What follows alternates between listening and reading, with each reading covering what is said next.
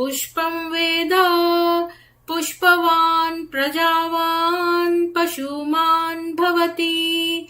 चन्द्रमा वापां पुष्पं पुष्पवान् प्रजावान् पशुमान् भवति। य एवं वेद योपामायतनं वेद आयतनवान् भवति। अग्निर्वापामायतनम् आयतनवान् भवति। योऽग्निरायतनं वेद आयतनवान् भवति। आपो वाग्निरायतनम् आयतनवान् भवति। य एवं वेद योपामायतनं वेद आयतनवान् भवति। वायुर्वापामायतनम् आयतनवान् भवति। यो वायोरायतनं वेद आयतनवान् भवति। आपो वै वायोरायतनम् आयतनवान् भवति। य एवं वेद योपामायतनं वेद आयतनवान् भवति। असौ वै तपन्नपामायतनम् आयतनवान् भवति।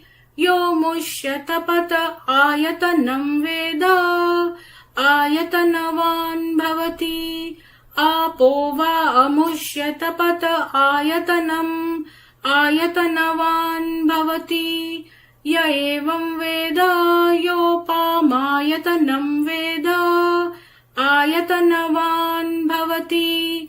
चन्द्रमा वापामायतनम् आयतनवान् भवति। यश्चन्द्रमस आयतनं वेद आयतनवान् भवति। आपो वै चन्द्रमस आयतनम् आयतनवान् भवति। य एवं वेद योपामायतनं वेद आयतनवान् भवति। नक्षत्राणि वापामायतनम् आयतनवान् भवति। यो नक्षत्राणामायतनं वेद आयतनवान् भवति। आपो वै नक्षत्राणामायतनम् आयतनवान् भवति। य एवं वेद योपामायतनं वेद आयतनवान् भवति। पर्जन्यो वापामायतनम् आयतनवान् भवति। यः पर्जन्यस्यायतनं वेद आयतनवान् भवति। आपो वै पर्जन्यस्यायतनम् आयतनवान् भवति। य एवं वेद योपामायतनं वेद आयतनवान् भवति। संवत्सरो वा अपामायतनम् आयतनवान् भवति। यः संवत्सरस्यायतनं वेद आयतनवान् भवति। आपो वै संवत्सरस्यायतनम् आयतनवान् भवति। य एवं वेद योऽप्सुनावम् प्रतिष्ठितां वेद प्रत्येव तिष्ठति। राजाधिराजाय प्रसह्य साहिने नमो वयं वै श्रवणाय कुर्महे। स मे कामान् कामकामाय मह्यम् कामेश्वरो वै श्रवणो ददातु। कुबेराय वै श्रवणाय महाराजाय नमः। ओम शांति शांति शांति।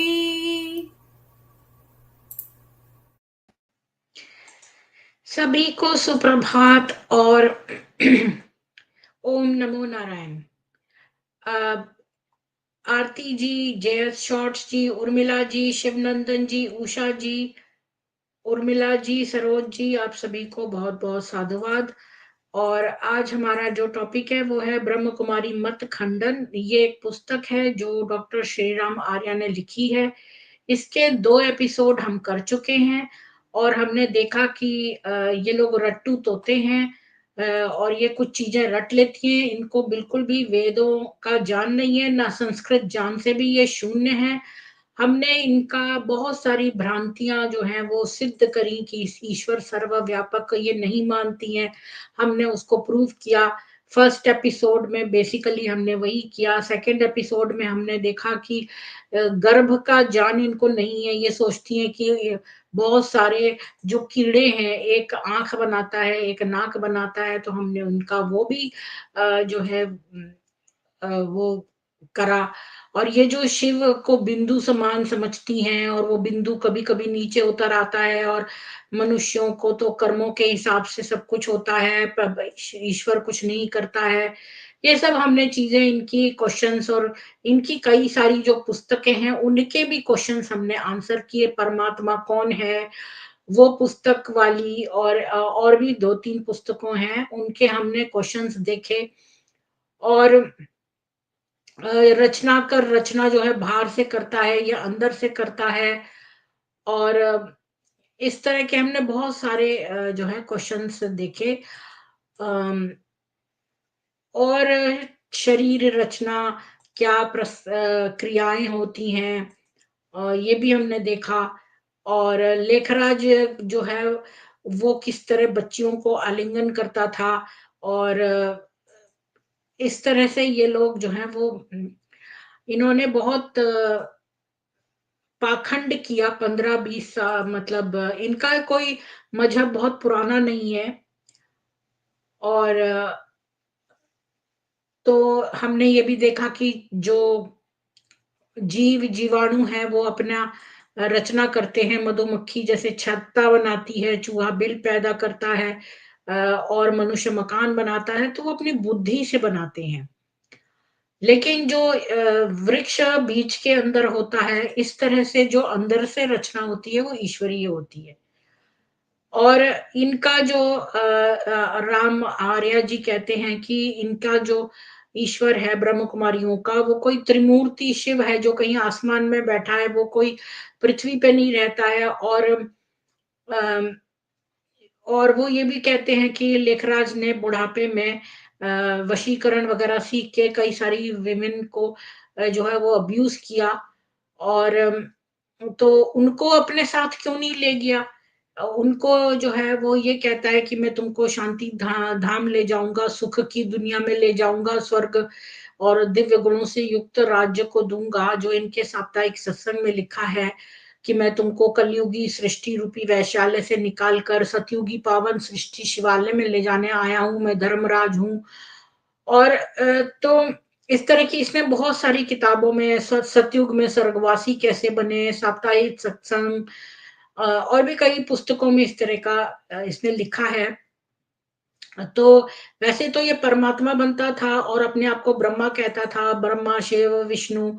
तो जब नई दुनिया का निर्माण करना था तो पहले विनाश होना चाहिए था, तो पहले शंकर को आना चाहिए था, लेकिन इसके अंदर पहले ब्रह्मा आ गया।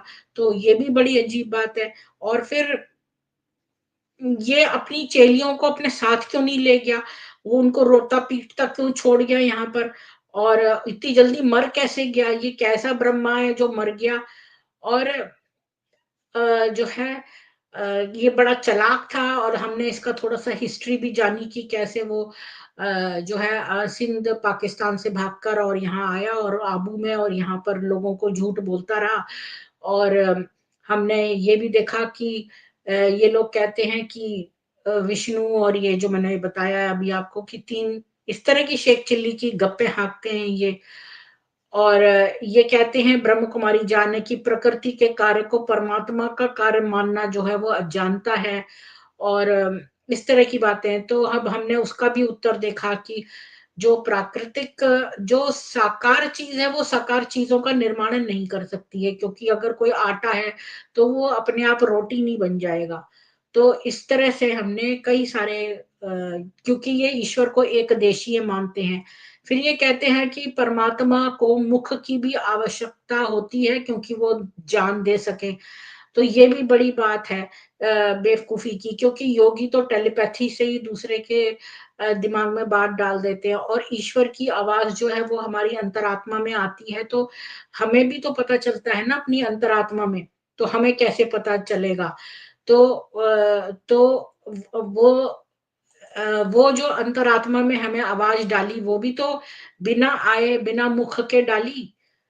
तो इस तरह से हमने देखा, और आज हम उसका जो है वो बेसिकली जो इनका 5 वर्ष का साइकिल है, उसके बारे में आचार्य श्री राम आर्य क्या कहते हैं, वो देखेंगे। डॉक्टर सॉरी आचार्य नहीं, डॉक्टर राम आर्य। वो असल में आचार्य श्री राम शर्मा जी जो है ना, वो मेरे को मिक्सअप हो जाता है, जो गायत्री परिवार के हैं। वो बेचारे बड़े युग दृष्टा हैं, वो उन्होंने बहुत कठिन तपस्या की है। डॉक्टर श्री राम शर्मा जी ने, जिनकी पुस्तकें मैंने पढ़ी हैं, और मेरा मन खिल जाता था जब मैं उनकी कॉपी देखती थी आर्काइव्स में, और मैं कन्फ्यूज कर जाती हूँ, तो मैं बार-बार उनका नाम बोल जाती हूँ। ये हैं डॉक्टर श्रीराम आर्या जी, जिन्होंने की लिखा है, ये वो गायत्री परिवार वाले नहीं हैं। तो ख़ैर इन्होंने भी काफ़ी स्टडी किया है, और इसका जहाँ से छोड़ा था वहाँ के अगले 12 पेज हम पढ़ते हैं। तो आज हम बेसिकली ये पढ़ेंगे, और मैंने एक लिंक भी दे दिया है कि कोई पूरा सुन के और एनालिसिस करना चाहता हो तो आ सकते हैं। ब्रह्म कुमारी जान क्या कहता है कि सृष्टि के इतिहास की हूबहू हर 5000 वर्ष में पुनरावृत्ति होती है। ये तो आपने बहुत ही सुना है, इनके साप्ताहिक साप्ताहिक सत्संग के पृष्ठ नंबर 93 पे ये दिया है। ये तो इनका बड़ा फेमस है कि 5000 साल का साइकिल। तो उत्तर यदि है कि यदि किसी को विद्या न आती हो तो चुप रहने से मूर्खता उसकी छिपी रहती है। ये बात तो सच है। लोग कहते हैं ना, आपने इंग्लिश में भी सुना होगा कि ये एक कहावत है कि साइलेंस इज गोल्डन, कि जो तुम क्या कहते हैं कि मूर्ख बना रहना, चुप रह के मूर्ख बनना ज्यादा अच्छा है, बजाय बोल के उसको सिद्ध कर देना। तो ये वही बात है। तो बबीता जी और गीता जी आपको भी, और रीना जी आपको भी साधुवाद। तो आगे पढ़ते हैं। किंतु बोलने से मूर्खता प्रकट हो जाती है। झूठे लेखराज की भी बुद्धिहीनता उसकी बेतुकी कल्पनाओं से प्रकट है। भारत की सभ्यता 2 अरब पुरानी है। हमारा वांग्मय लाखों वर्षों का हाल बताता है। राम रावण को हुए प्रायः 9.25 लाख वर्ष बीत गए हैं। तब से आज तक पुनः राम रावण लंका का पूर्व जैसा संग्राम, राम रावण का जन्म नहीं है। श्री कृष्ण को 5070 साल हो गए हैं। यदि लेखराज की गप्पाष्टक ठीक होती तो श्री कृष्ण, अर्जुन, कौरव, पांडव आज होने चाहिए थे, क्योंकि 5000 साल से ज्यादा समय बीत चुका है। हाँ, ये बात तो मैं भी कह रही हूँ कि 5000 साल से तो समय ज्यादा बीत चुका है।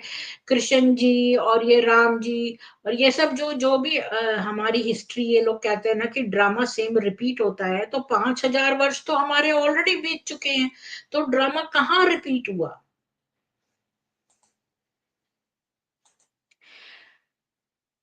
अ, अगर इन ये लेखराज की गप्पाष्टक ठीक होती तो श्री कृष्ण, अर्जुन, कौरव, पांडव आज होने चाहिए थे, क्योंकि 5000 साल से ज्यादा समय बीत चुका है। श्री कृष्ण का अवतार यदि लेखराज होता तो उसे महाभारत के बाद जैसे श्री कृष्ण जी मरे थे वैसे ही अब प्रलय कराकर मरना था। क्योंकि आपने पढ़ा होगा कि किताबों में लिखा है कि श्री कृष्ण के मरने के बाद ही प्रलय हुई थी। तो इसके बाद तो लेखराज के बाद भी प्रलय होनी चाहिए थी। इन्होंने कोशिश तो बहुत करी प्रलय की डेट्स देने की, लेकिन क्या हुआ कि लेखराज मर गया लेकिन प्रलय नहीं हुई। उसे सुदर्शन चक्रधारी महावीर योद्धा होना चाहिए था, किंतु वह ऐश ही करता रहा। चीन व पाकिस्तान भारत पर चढ़ बैठे, पर वह कहीं भी लड़ने मरने नहीं गया। उससे तो अच्छे हमारे देश के सैनिक हैं। सृष्टि को अनादि मानने की भी कल्पना ब्रह्म कुमारियों की गलत है। अब ये दूसरी बात, ये लोग कहती हैं कि सृष्टि अनादि है, मतलब अनादिकाल से चली आ रही है, ये भी गलत है। भूगर्भ शास्त्रियों के अनुसार पृथ्वी की वर्तमान आयु 2 अरब वर्ष के लगभग है। अभी पृथ्वी बढ़ रही है। पृथ्वी की पूर्ण आयु 4 अरब 32 करोड़ वर्ष है।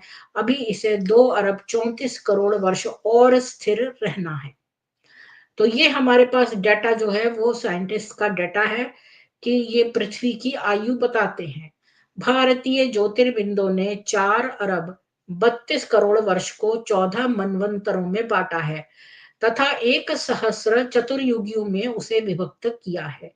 प्रत्येक चतुर्युगी में 4 युग सतयुग, त्रेता, द्वापर व कलयुग होते हैं। तो हमारे पास चतुर्युग हैं और चतुर्युग में चारों युग हैं ये और जिनमें कलयुग जो है, अब ये इन्होंने क्या किया है, 5000 को डिवाइड बाय 12 करके, सॉरी डिवाइड बाय 4 करके 1250 1250 1250 1250 1250 का सतयुग, 1250 का त्रेता, फिर 1250 का द्वापर और फिर 1250 का कलयुग। ये सब गलत है, हमारे सूर्य सिद्धांत में ऑलरेडी दिया हुआ है। ये पृथ्वी जो है वो अनादिकाल से नहीं चली आ रही है, इसकी एग्जैक्ट डेट है जो साइंटिस्ट ने बताई है। तो इनका ये भी गलत है सारा इंफॉर्मेशन। हमारे सूर्य सिद्धांत में ये सब मनवंतर योग ये सब दिया है।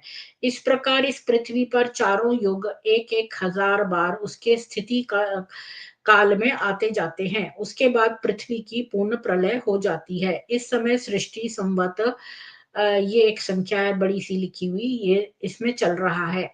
यह सृष्टि संवत भारतीय संवत्सर के साथ पर्व के दिन प्रतिवर्ष चैत्र शुक्ल 1 को बदल जाता है। यह भारतीय सृष्टि विज्ञान के आधार पर सृष्टि की आयु व युगों की गणना है जो सदैव सृष्टि के प्रारंभ से आज तक इस पवित्र देश के सभी विद्वान मानते चले आ रहे हैं। इसको न मानकर नया संप्रदाय चलाने के मत वाले लेखराज जैसे कुपड़ लोग ही 5000 वर्ष का युग मानने की निराधार ऊट पटांग कल्पना कर सकते हैं। तो ब्रह्म कुमारी का एक और उठपटांग बात क्या है कि मनुष्य सृष्टि रूपी वृक्ष विराट रचना के एक उल्टे वृक्ष के रूप में है। तो ये कहते हैं पूरी जो रचना है वो एक उल्टा वृक्ष है। ये इनका एक और भ्रांति है, इसको भी दूर करते हैं। उत्तर ये है कि अब विज्ञान ने करोड़ों सूर्यों व उनके परिवार में अरबों खरबों तारों का पता लगा लिया है। इस ब्रह्मांड में हमारी पृथ्वी एक अत्यंत छोटे से पिंड के रूप में है। इस ब्रह्मांड का कोई आदि व अंत भी नहीं है, ना कोई ऊपर नीचे की बात कही जा सकती है। तो वो ब्रह्मांड का, पृथ्वी का नहीं। मानव चंद्रमा पर घूम आया है, अन्य ग्रहों में जाने की तैयारी है, तब उल्टे सीधे वृक्ष जैसी रचना सृष्टि की बताना हास्यपद नहीं तो और क्या है। ब्रह्म कुमारी कहती है कि सतयुग में भगवान नारायण के तन में अवतरित होते हैं। साप्ताहिक सत्संग के पृष्ठ 107 पे लिखा है कि सतयुग में ठीक है, इनके हिसाब से श्री कृष्ण सतयुग में हुए थे, जो कि गलत है। सतयुग में श्री राम हुए थे, सतयुग में भगवान नारायण के तन में अवतरित होते हैं। तो उत्तर है कि नाम सदैव सार्थक रखे जाते हैं।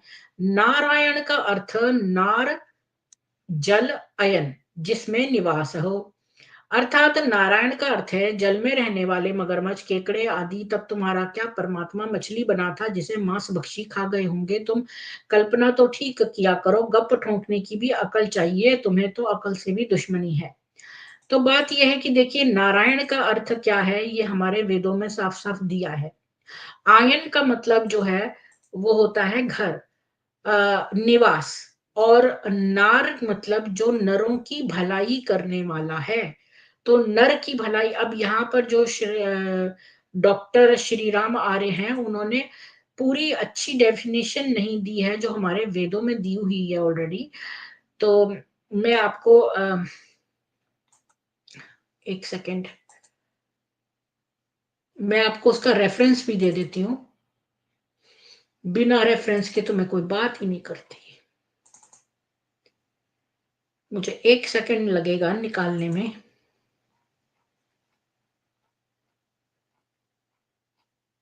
बल्कि मैं दूसरा वाला खोलूँ, 1 सेकंड।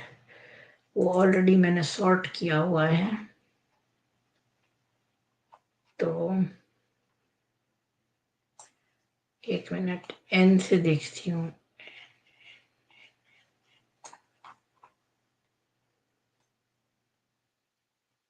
सॉरी, मैंने ये ना डिसेंडिंग ऑर्डर में रखा है।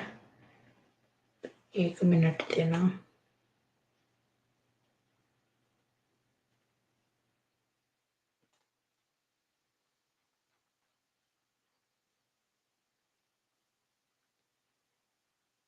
नारायण।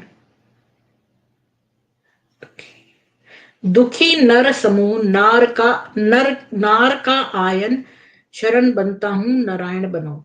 एक एक तो दिया है 18वें अध्याय के 54th मंत्र में, गालव का जीवन, ये इसमें नारायण दिया हुआ है। इसके अलावा भी दिया होगा, एक डेफिनेशन भी दी हुई है, मुझे याद था। अथर्ववेद में देखती हूँ। ये तो मैंने अभी आपको यजुर्वेद का बताया है, अभी मैं आपको अथर्ववेद का भी बताती हूँ।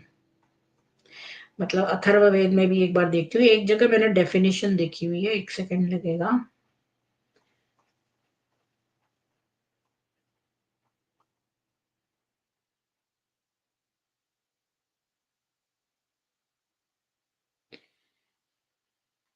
अथर्व में नहीं है, ऋग में होगा।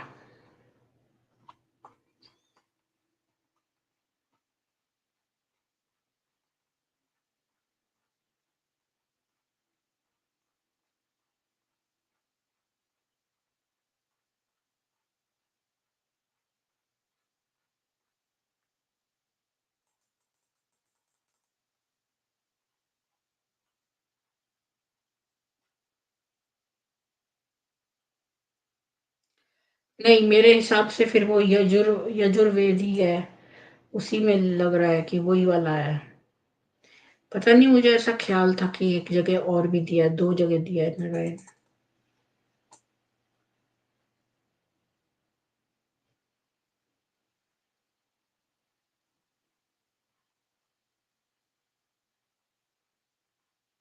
इसको तो मैंने सॉर्ट ही नहीं किया हुआ।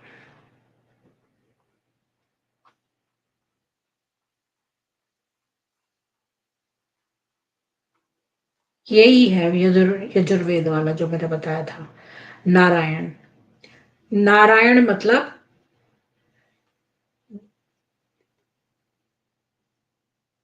जिनकी शरण बनता हुआ, नार का आयन, जो, एक मिनट में निकाल ही लेती हूँ, 18 का 54।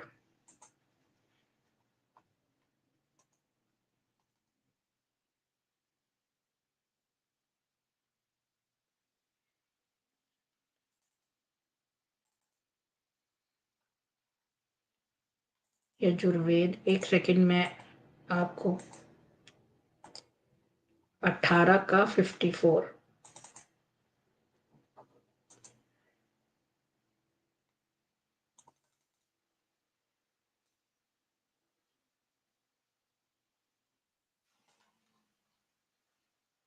ये रहा, गालव का जीवन।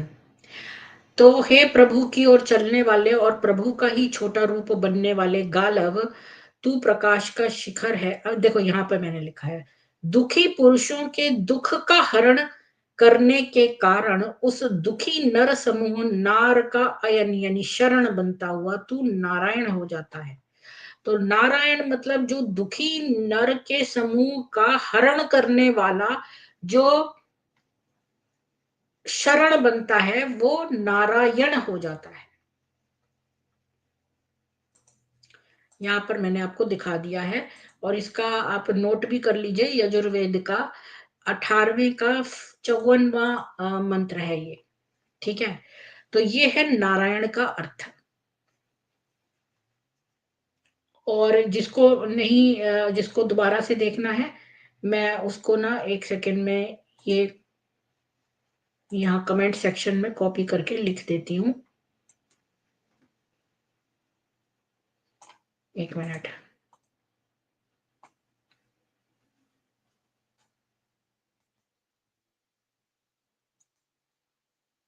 क्योंकि हम जो है ना वो ये हमें खाली पढ़ना नहीं है, हमें सीखना भी है ना।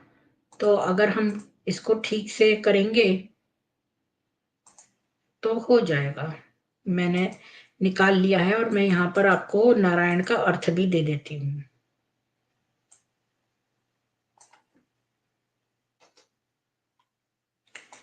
और शॉर्ट में लिख देती हूँ यजुर्वेद 1854, ये इसका वो है। मैंने नीचे दे दिया है आप लोगों को।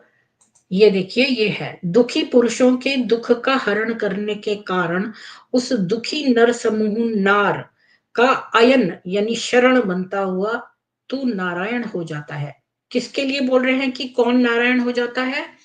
जो गालव है वो, मतलब वो मंत्र में पूरा एक्सप्लेन्ड है। जब वो उस स्टेज तक पहुंचेगा, गालव यानी जो छोटा प्रभु है, जो हम जिसको फॉलो करते हैं हम वैसे ही बन जाते हैं। हम प्रभु को फॉलो करते हैं, हम छोटे प्रभु बन जाते हैं। तो यहाँ पर ये गालव जो है, जो कि प्रभु को फॉलो करने वाला छोटा प्रभु है, ये जब दुखी पुरुषों के दुखों को हरण कर लेता है तो वो नारायण हो जाता है, क्योंकि वो दुखी नरों का शरण है। ठीक है। अच्छा, अब वापस आते हैं और कंटिन्यू करते हैं, इसको क्लोज कर देते हैं। तो ब्रह्म कुमारी विनाश काल में, अब एक और भ्रांति ब्रह्म कुमारी की, कि विनाश काल में शरीर छोड़कर आत्माएं परम धाम यानी ब्रह्मलोक को लौट जाती हैं, परंतु वहां मुक्त अवस्था से पहले रास्ते में धर्मराजपुर में उन्हें अपने रहे हुए बुरे कर्मों के फल स्वरूप सूक्ष्म रूप में बहुत बड़ा दंड भोगना पड़ता है। उसके बाद ही वे ब्रह्मलोक में जाकर मुक्ति की अवस्था में रहती हैं। ये साप्ताहिक सत्संग के पृष्ठ 108 में दिया है। तो उत्तर है कि आपने जो विवरण पेश किया है उसके सत्य होने के पक्ष में आपके पास कोई प्रमाण नहीं दिया है। मतलब इन्होंने जो है किसी भी चीज का कभी कोई प्रमाण नहीं दिया है। इनकी वाणी जो है वो ऐसी है कि भाई हमारे लेखराज ने कह दिया है तो बस यही है। ना तो लेखराज ने कोई चीज का प्रमाण दिया, और उसने ये कहा कि भाई वो ब्रह्मा है या शिव है, तो ये मतलब उसको कोई विजन आया था।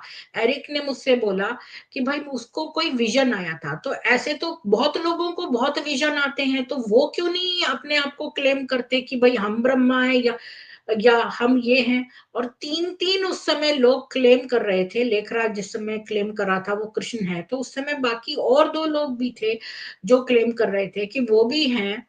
लेकिन इन लोगों ने कोई प्रमाण नहीं दिया। देखिए, हमारे जो वेद में ऋषि हैं जिनको अनुभूति हुई है उस स्टेज तक पहुंचने की, जैसे मैंने पहले बताया है कि ये डिफरेंट डिफरेंट ऋषि जो हैं ये लोग नहीं, ये लोग तो हैं लेकिन ये एक स्टेटस है। जैसे आप बोलो कि फलाना जना बी कॉम पास है, तो बी कॉम है, तो बी कॉम जो है वो एक किसी का नाम नहीं है, वो एक दर्जा है। तो ये ऋषि जो है वो एक्चुअली दर्जा है, वो उस दर्जे तक पहुंच गया है। तो ये जब आप उस ऋषि के दर्जे तक पहुंच जाएंगे तो आपको वो अनुभूति होने लगेगी। तो हमारे यहाँ हर चीज प्रमाणित है और रिप्रोड्यूसेबल है।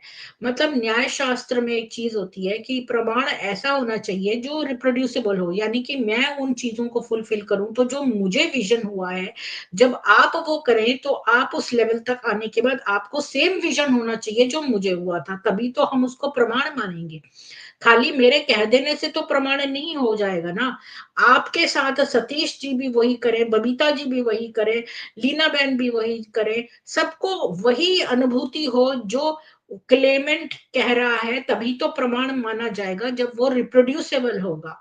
तो जब वो ऋषि वाला दर्जा आपको मिल जाएगा, यानी आपके अंदर वो सारे गुण आ जाएंगे और आप उस लेवल तक हो जाओगे, तो आपको भी वो वाला दर्जा मिल जाएगा। तो आगे चलते हैं। तो कोई प्रमाण नहीं दिया, इन्होंने कुछ प्रमाण नहीं दिया है, बस एक लाइन कह दी है भई हमें ऐसा हुआ है और ना आपके ढोंगी संप्रदाय की कोई ब्रह्म कुमारी वहाँ होकर वापस आई है जिसने ये हाल बताया हो। अब आप देखो कि इवन ये जो मुसलमान हैं, ये कहते हैं कि जन्नत मिलेगी, इतने लोगों को बम ब्लास्ट कर दो, ऊपर जन्नत में हूरें मिलेंगी तुम्हें 72-72 तो मिनिमम है और वहाँ पे एक बाज़ार लगा हुआ है हुस्न का, तो वहां पर तुम जो है ना और तुम मरोगे ना तो सारी कब्रें खुल जाएंगी और जितने मनुष्य है ना जितने आदमी वो 30-30 साल के हो जाएंगे और उनको परमानेंट इरेक्शन हो जाएगा और फिर वो 130 फीट की जो पारदर्शी जो है स्किन वाली जो जन्नत में हूरें हैं जो बड़ी बड़ी आंखों और बड़े बड़े बूब्स वाली है वो आपको मिलेंगी। तो ये वहाँ से कोई आया तो है नहीं जिसने कि ये सारा विवरण दिया हो। ये तो मोहम्मद ने लोगों को झूठी बातें इसलिए कही ताकि लोग उसके पक्ष में जाकर लड़ाई करें क्योंकि आजकल लोग अपनी जान क्यों गँवाएँ दूसरे दूसरे के लिए लड़ाई करने के लिए, उनका माल बटोरने के लिए। तो इसीलिए वो माल में भी हिस्सा लगाता था, अपना अच्छा सिलेक्ट कर लेने के बाद बचे-कुचे के वो हिस्सा लगा देता था। लोगों को कुछ न कुछ तो फ़ायदा होता ही था, तो लोग उसके ग्रुप में शामिल होते गए। और झूठ-मूठ में ऐसा उनको झूठ बोल दिया कि ऊपर जन्नत में हूरें हैं, कोई तो वापस आया नहीं है ये देखकर। और ये सारे मुसलमान सोचते हैं कि जो मर जाएँगे तब जीवन स्टार्ट होगा, अभी तो ये सराय है, तो जैसे अब सराय का सामान यूज़ करते हैं बेदर्दी से, ऐसे ये लोग यहाँ पर हमारे रिसोर्सेज़ यूज़ करते हैं। क्योंकि इनको ये इसीलिए ये लोगों का चैन नहीं देख सकते। कहीं पर लोग खुश हों या कुछ हो, न्यू ईयर पार्टी हो या कोई पार्टी हो, ये वहाँ बॉम्ब ब्लास्ट करने पहुँच जाते हैं। इनसे बर्दाश्त नहीं होता कि कोई खुश हो। तो इसी प्रकार से ये ब्रह्म कुमारियाँ हैं, इन्होंने भी खूब झूठ फैलाया। ना तो कोई ब्रह्म कुमारी वहाँ से आई है कि उसने ये सब देखा है ऐसा होते हुए, कोई भी चीज़ प्रमाणित नहीं है। बस उस लेखराज बुड्ढे ने अपना मुँह चला दिया कि ऐसा हो गया तो बस वही है। बिल्कुल सतीश जी, आप लिख रहे हैं कि को जॉइन तो मैंने ऊपर पिन कमेंट में डाल दिया है, ऊपर सबसे ऊपर कमेंट सेक्शन में, वहाँ पर आप कोई भी जॉइन कर सकता है। तो सॉरी मैं क्या निकाल गई। अ, पर हमारे एक मित्र ने हमको बताया है कि एक दिन हम रात्रि को आपके ब्रह्मलोक की सैर करने चले गए थे। अब ये कह रहे हैं ब्रह्म कुमारी तो वहां से कोई वापस होके नहीं आई है जिसने ये हाल बताया है। पर इनके एक मित्र हैं राम आर्या जी के कि उन्होंने उनसे कहा था कि एक दिन हम रात्रि को आपके ब्रह्मलोक की सैर करने गए थे। रास्ते में एक होटल मिला था। हम उसी में ठहरे थे। बड़ा शानदार होटल था। सैकड़ों ब्रह्म कुमारियां उसके चारों ओर पहरा लगा रही थी और मुख्य द्वार पर एक बूढ़ा झाड़ू लेके सफाई में लगा था। हमको उसने बाहर ही कुर्सी पर बैठने का इशारा किया, हम बैठ गए।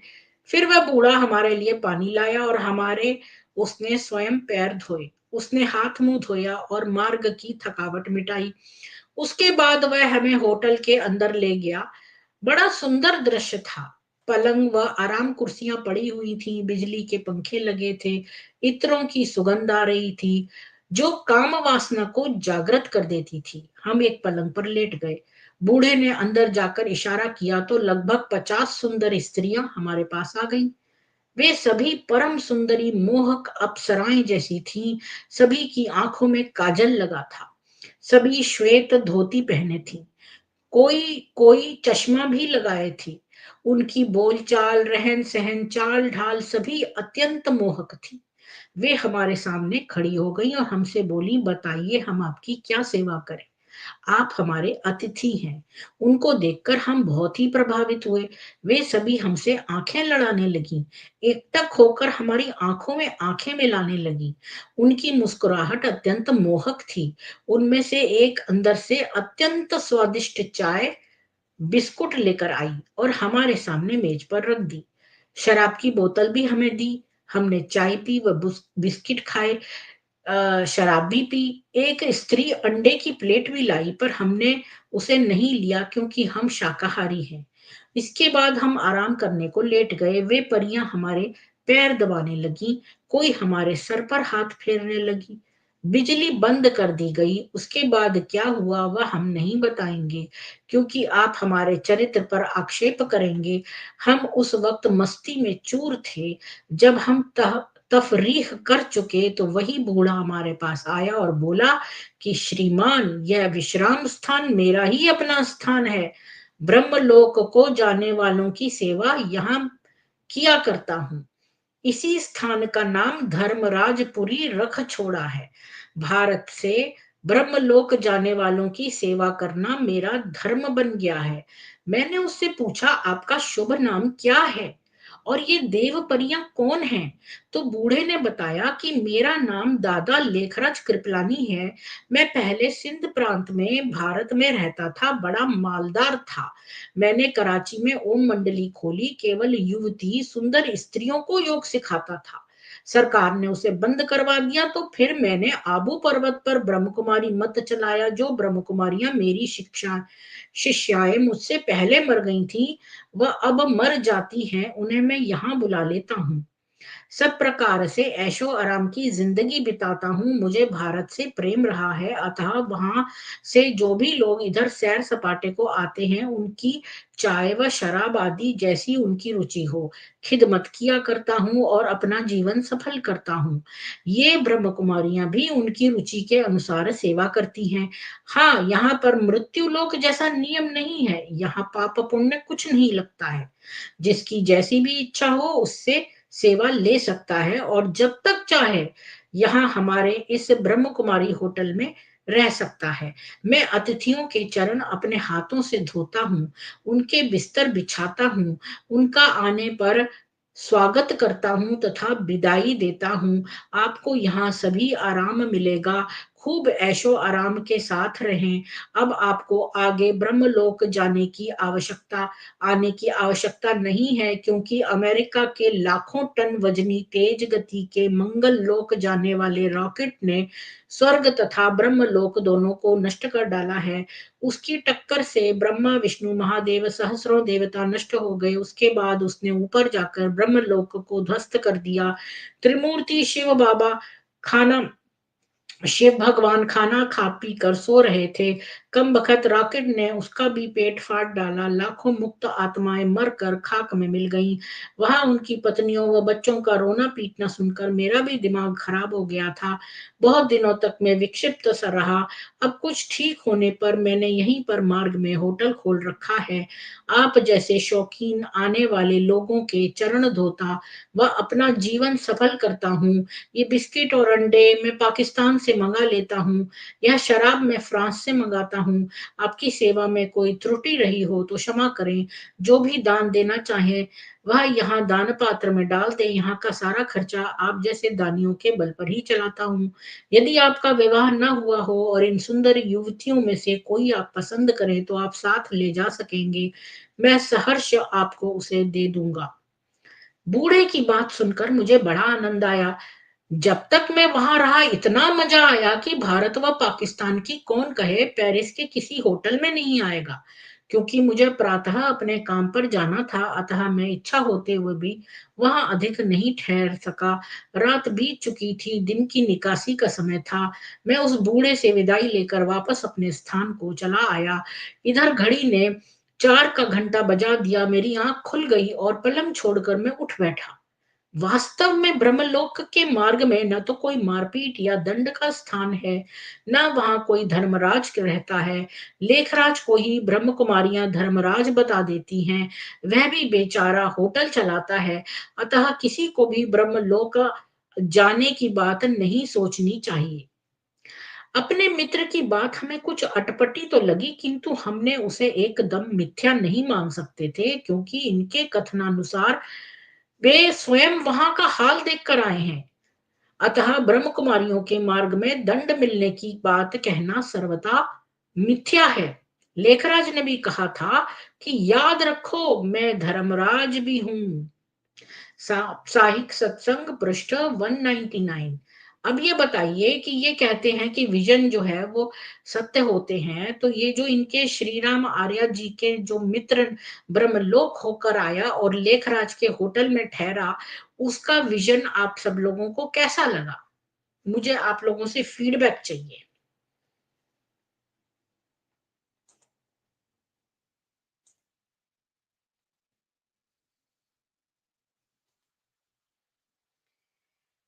जी।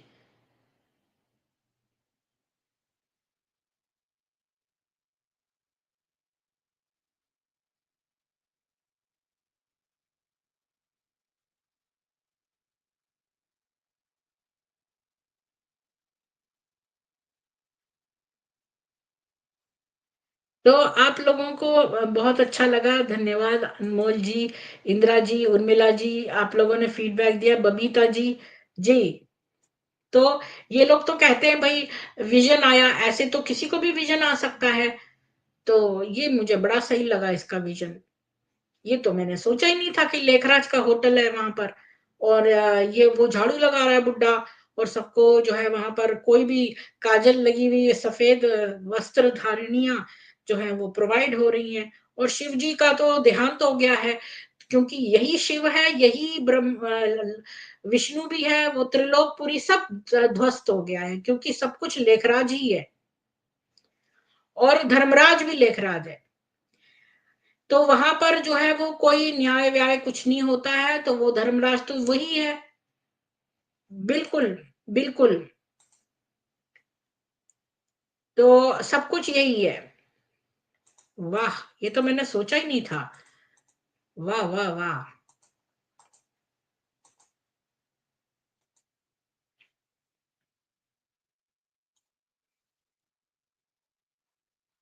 वही ब्रह्म कुमारियाँ कुमारियों का फर्जी धर्मराज भी लेखराज अब आकाश में होटल चला रहा है और सैर सपाटे को जाने वालों की सेवा हर प्रकार से किया व कराया करता है। यदि हमारे मित्र की बात को कोई गलत बताने लगेगा तो फिर लेखराज संप्रदाय ब्रह्म कुमारियों को कपोल कल्पित बिना सबूत वाली गप्पाष्टकें भी गलत मानी जावेंगी, क्योंकि उनके पक्ष में कोई चश्मदीद गवाह भी नहीं है, जबकि हमारे मित्र स्वयं को चश्मदीद गवाह बहलफ शपथ के साथ बताते हैं। तो इनका कहना है कि कोई इनकी बात को गलत नहीं बता सकता है, क्योंकि लेखराज के पास भी कोई चश्मदीद गवाह नहीं था, जबकि ये इनके मित्र तो चश्मदीद गवाह हैं, ये खुद होकर आए हैं वहां पर और ये सब इन्होंने वहां देखा है।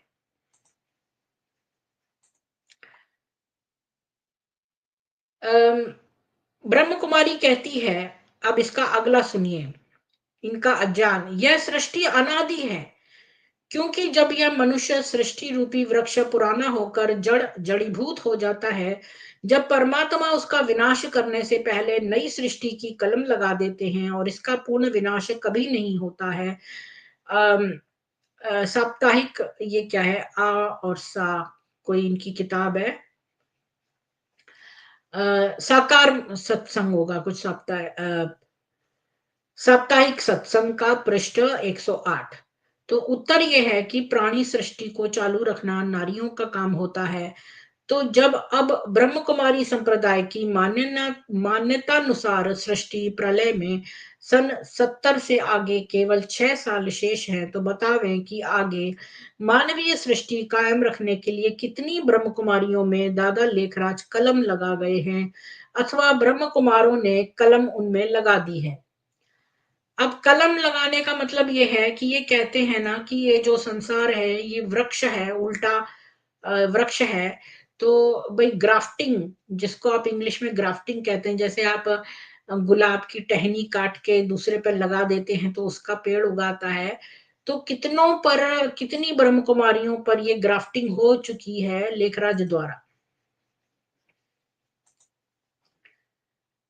अथवा ब्रह्म कुमारों ने कलम उनमें लगा दी है। यदि नहीं लगाई है तो काम कैसे चालू रहेगा, क्योंकि सन 76 में प्रलय होने पर केवल लेखराज की चेलियां ब्रह्म कुमारियां ही बाकी बचेंगी, बाकी सब तो मर ही जाएंगे। जैसा कि उसने दावा किया है कि देखो मैं पवित्र सतयुगी सृष्टि की स्थापना करने आया हूं, मुझे सहयोग दो तो मैं तुम्हें स्वर्ग का मालिक बनाऊंगा, वरना देखो मौत सामने है, यह सब कुछ नाश हो जाएगा और तब पछताने से कुछ न होगा। याद रखो मैं धर्मराज भी हूं। साप्ताहिक सत्संग पृष्ठ 169। अतः हमारा कहना है कि लेखराज कलम नहीं लगा गया तो सभी ब्रह्म कुमारियों को इस पवित्र काम को शीघ्र पूर्ण करने में जुट जाना चाहिए। मानवीय सृष्टि के क्रम को सतयुग में चालू रखने से के पवित्र काम के लिए ब्रह्म कुमारियों को कलम जल्दी से जल्दी लगवाना चाहिए। यदि कलम लगाने से तात्पर्य पृथ्वी में कलम लगाने से है तो दादा लेखराज के मरने से पहले ही एक दूसरी जमीन बनाकर इस पुरानी जमीन में जोड़ लगाकर कलम लगा देनी थी, पर वह मरते मर गया और वह कार्य भी नहीं कर गया। तब तो 6 साल बाद प्रलय होने पर सारी ब्रह्म कुमारियां भी मर के जहन्नम को चली जाएंगी, तो फिर सतयुग कौन और कैसे लावेगा? यह विचारणीय समस्या है। क्योंकि ये तो जमीन ही अपवित्र है, यहाँ पर तो वैश्यालय था। तो अब जो नई जमीन तो बना के नहीं गया लेखराज, मर तो गया वो, नई जमीन भी नहीं लगा के गया। नई जमीन लगाता तो फिर इस जमीन के साथ उसको कलम से जोड़ता, लेकिन वो भी वो नहीं कर गया और वो मर भी गया। अब ये कहाँ जाएंगी ये ब्रह्म कुमारियां?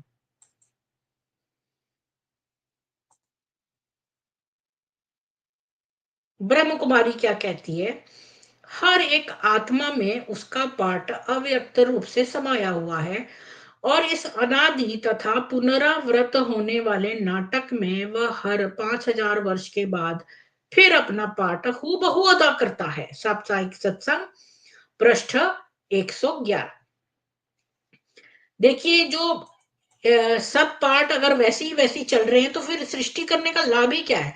अगर जो पिछले लाइफ में आप हूबहू वही कर रहे हो जो इस लाइफ में कर रहे हो, फिर अगले में भी वही करो, तो फिर ये सृष्टि बनाने का पर्पस ही क्या हुआ, अगर हर लाइफ में आप सेम पार्टी कर रहे हो? मुझे तो यही समझ में नहीं आता, ऐसे उल्लू करने की बातें कोई कह कैसे सकता है? ये तो बिना दिमाग लगाए भी कट जाता है तर्क।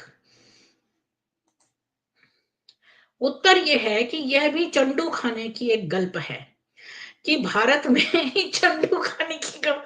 मुझे ये बहुत दिन बाद सुनने को मिला, चंडू खाने की गप है कि भारत में पुनः अंग्रेज आवेंगे, यवन शासक आएंगे, औरंगजेब पैदा होगा, गांधी पैदा होंगे आदि। यदि आत्माओं को पाठ ब्रह्म कुमारियों का फर्जी परमात्मा शिव देता है और वे उसी के कार्यक्रमानुसार आचरण करती हैं, तो पाप पुण्य की जिम्मेदारी भी उसी परमात्मा की होगी। उसे ही सूली पर चढ़ाना चाहिए, न कि पापियों को, क्योंकि वे उसी के रचे नाटक को खेलते हैं। इस संप्रदाय वालों की सभी बातें महामूर्खता से पूर्ण होती हैं। तो बिल्कुल सत्य बोला है। ये वही चीज है जो इस्लाम में लिखी हुई है। मतलब ये इस्लाम में क्या लिखा है कि ईश्वर जो अल्लाह है वो आपको माफ करेगा, अल्लाह सब कुछ करेगा।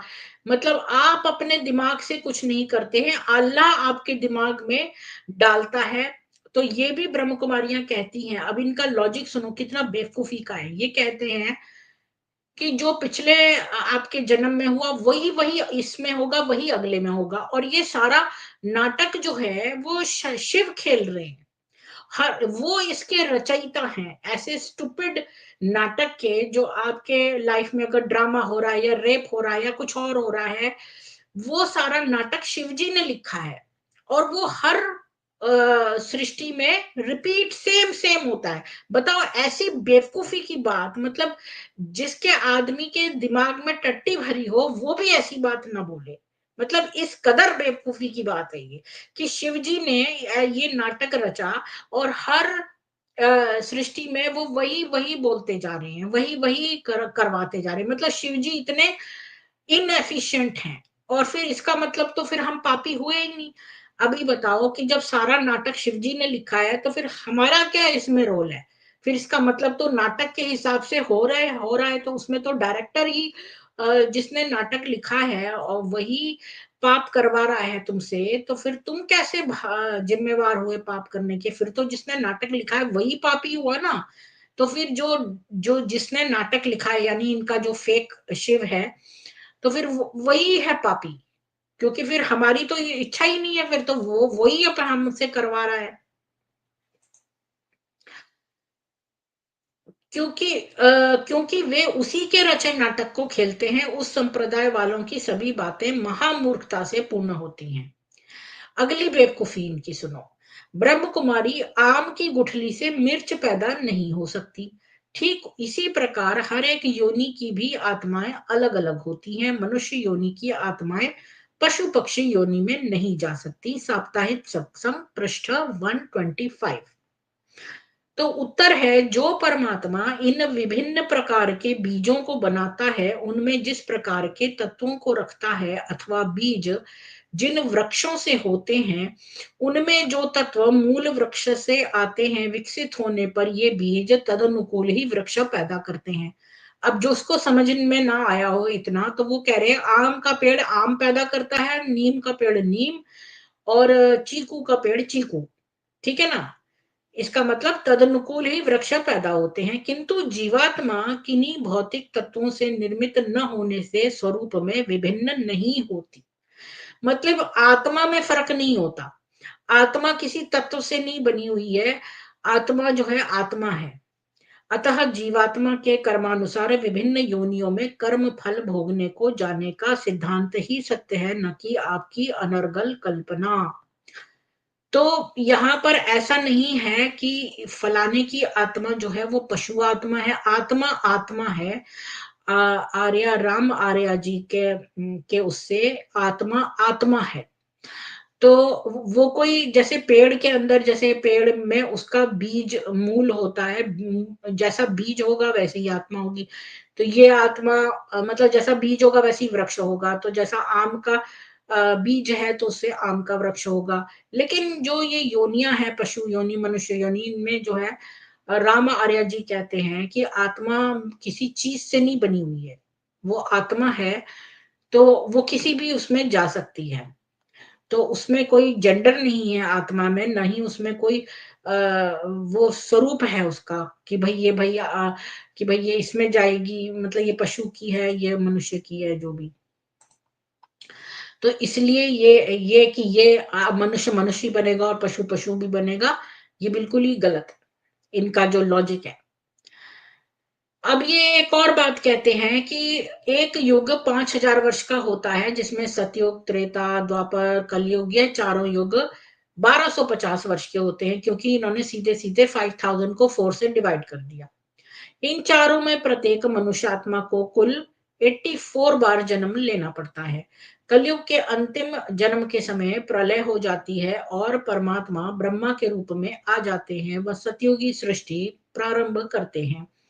उस समय सभी आत्माएं उनके साथ स्वर्ग ब्रह्मलोक चली गई होती हैं और वहां से आकर पुनः जन्म लेती हैं। ये इनके साप्ताहिक सत्संग के पृष्ठ 128 से लेकर 134 तक कथा सारांश दिया है कि ये पूरा इनका ड्रामा है।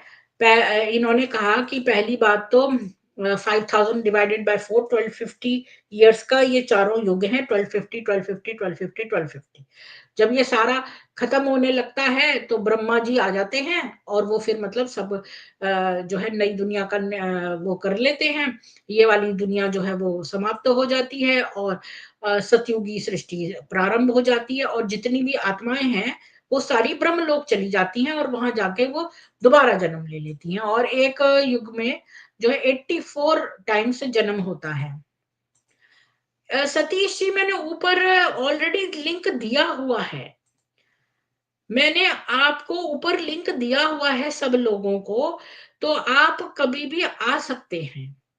जो कमेंट सेक्शन में सबसे ऊपर जाइए, लिंक कमेंट पिंड है, उस पर क्लिक करके आप आ सकते हैं। और 5 मिनट बाद आइए तो ज्यादा सही है, क्योंकि फिर मैं ये फिनिश कर लूंगी तो क्वेश्चन का आंसर देना सही रहेगा। क्योंकि अगर आपका क्वेश्चन इससे रिलेटेड है इसी के बीच में, तब तो सही है।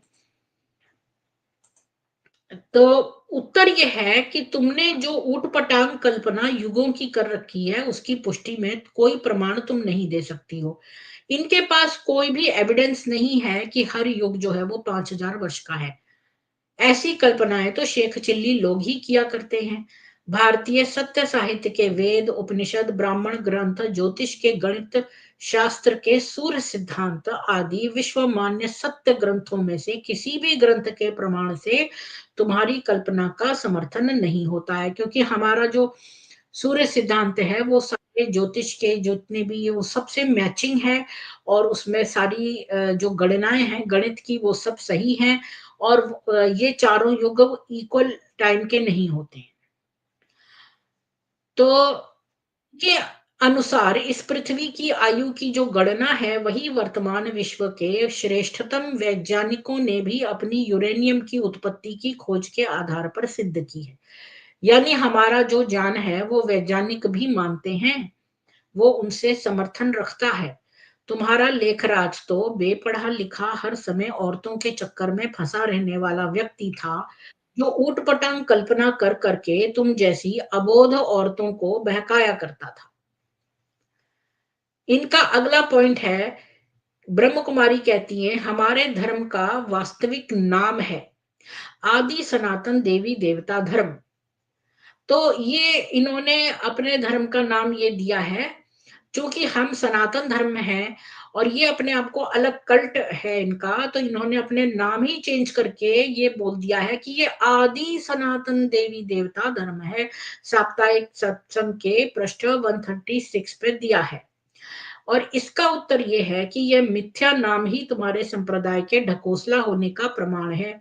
देवी देवताओं का विश्व में कभी कहीं भी अस्तित्व नहीं है, न कभी था। विद्वान पुरुषों को ही देवता तथा विदुषी नारियों को देवी कहते हैं।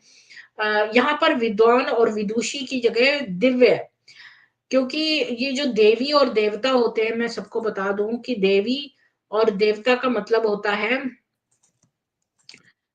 देवी का मतलब होता है जो देवी देवता होते हैं वो एक्चुअली में जो देता है वो देव है ना? ये जो दे वो देवता, जो दे वो देवी।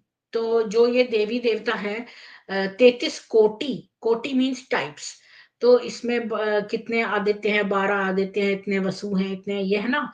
तो ये सारे जो हमारे गुण है ना, जैसे अदिति जो देवी है वो स्वास्थ्य की देवी है।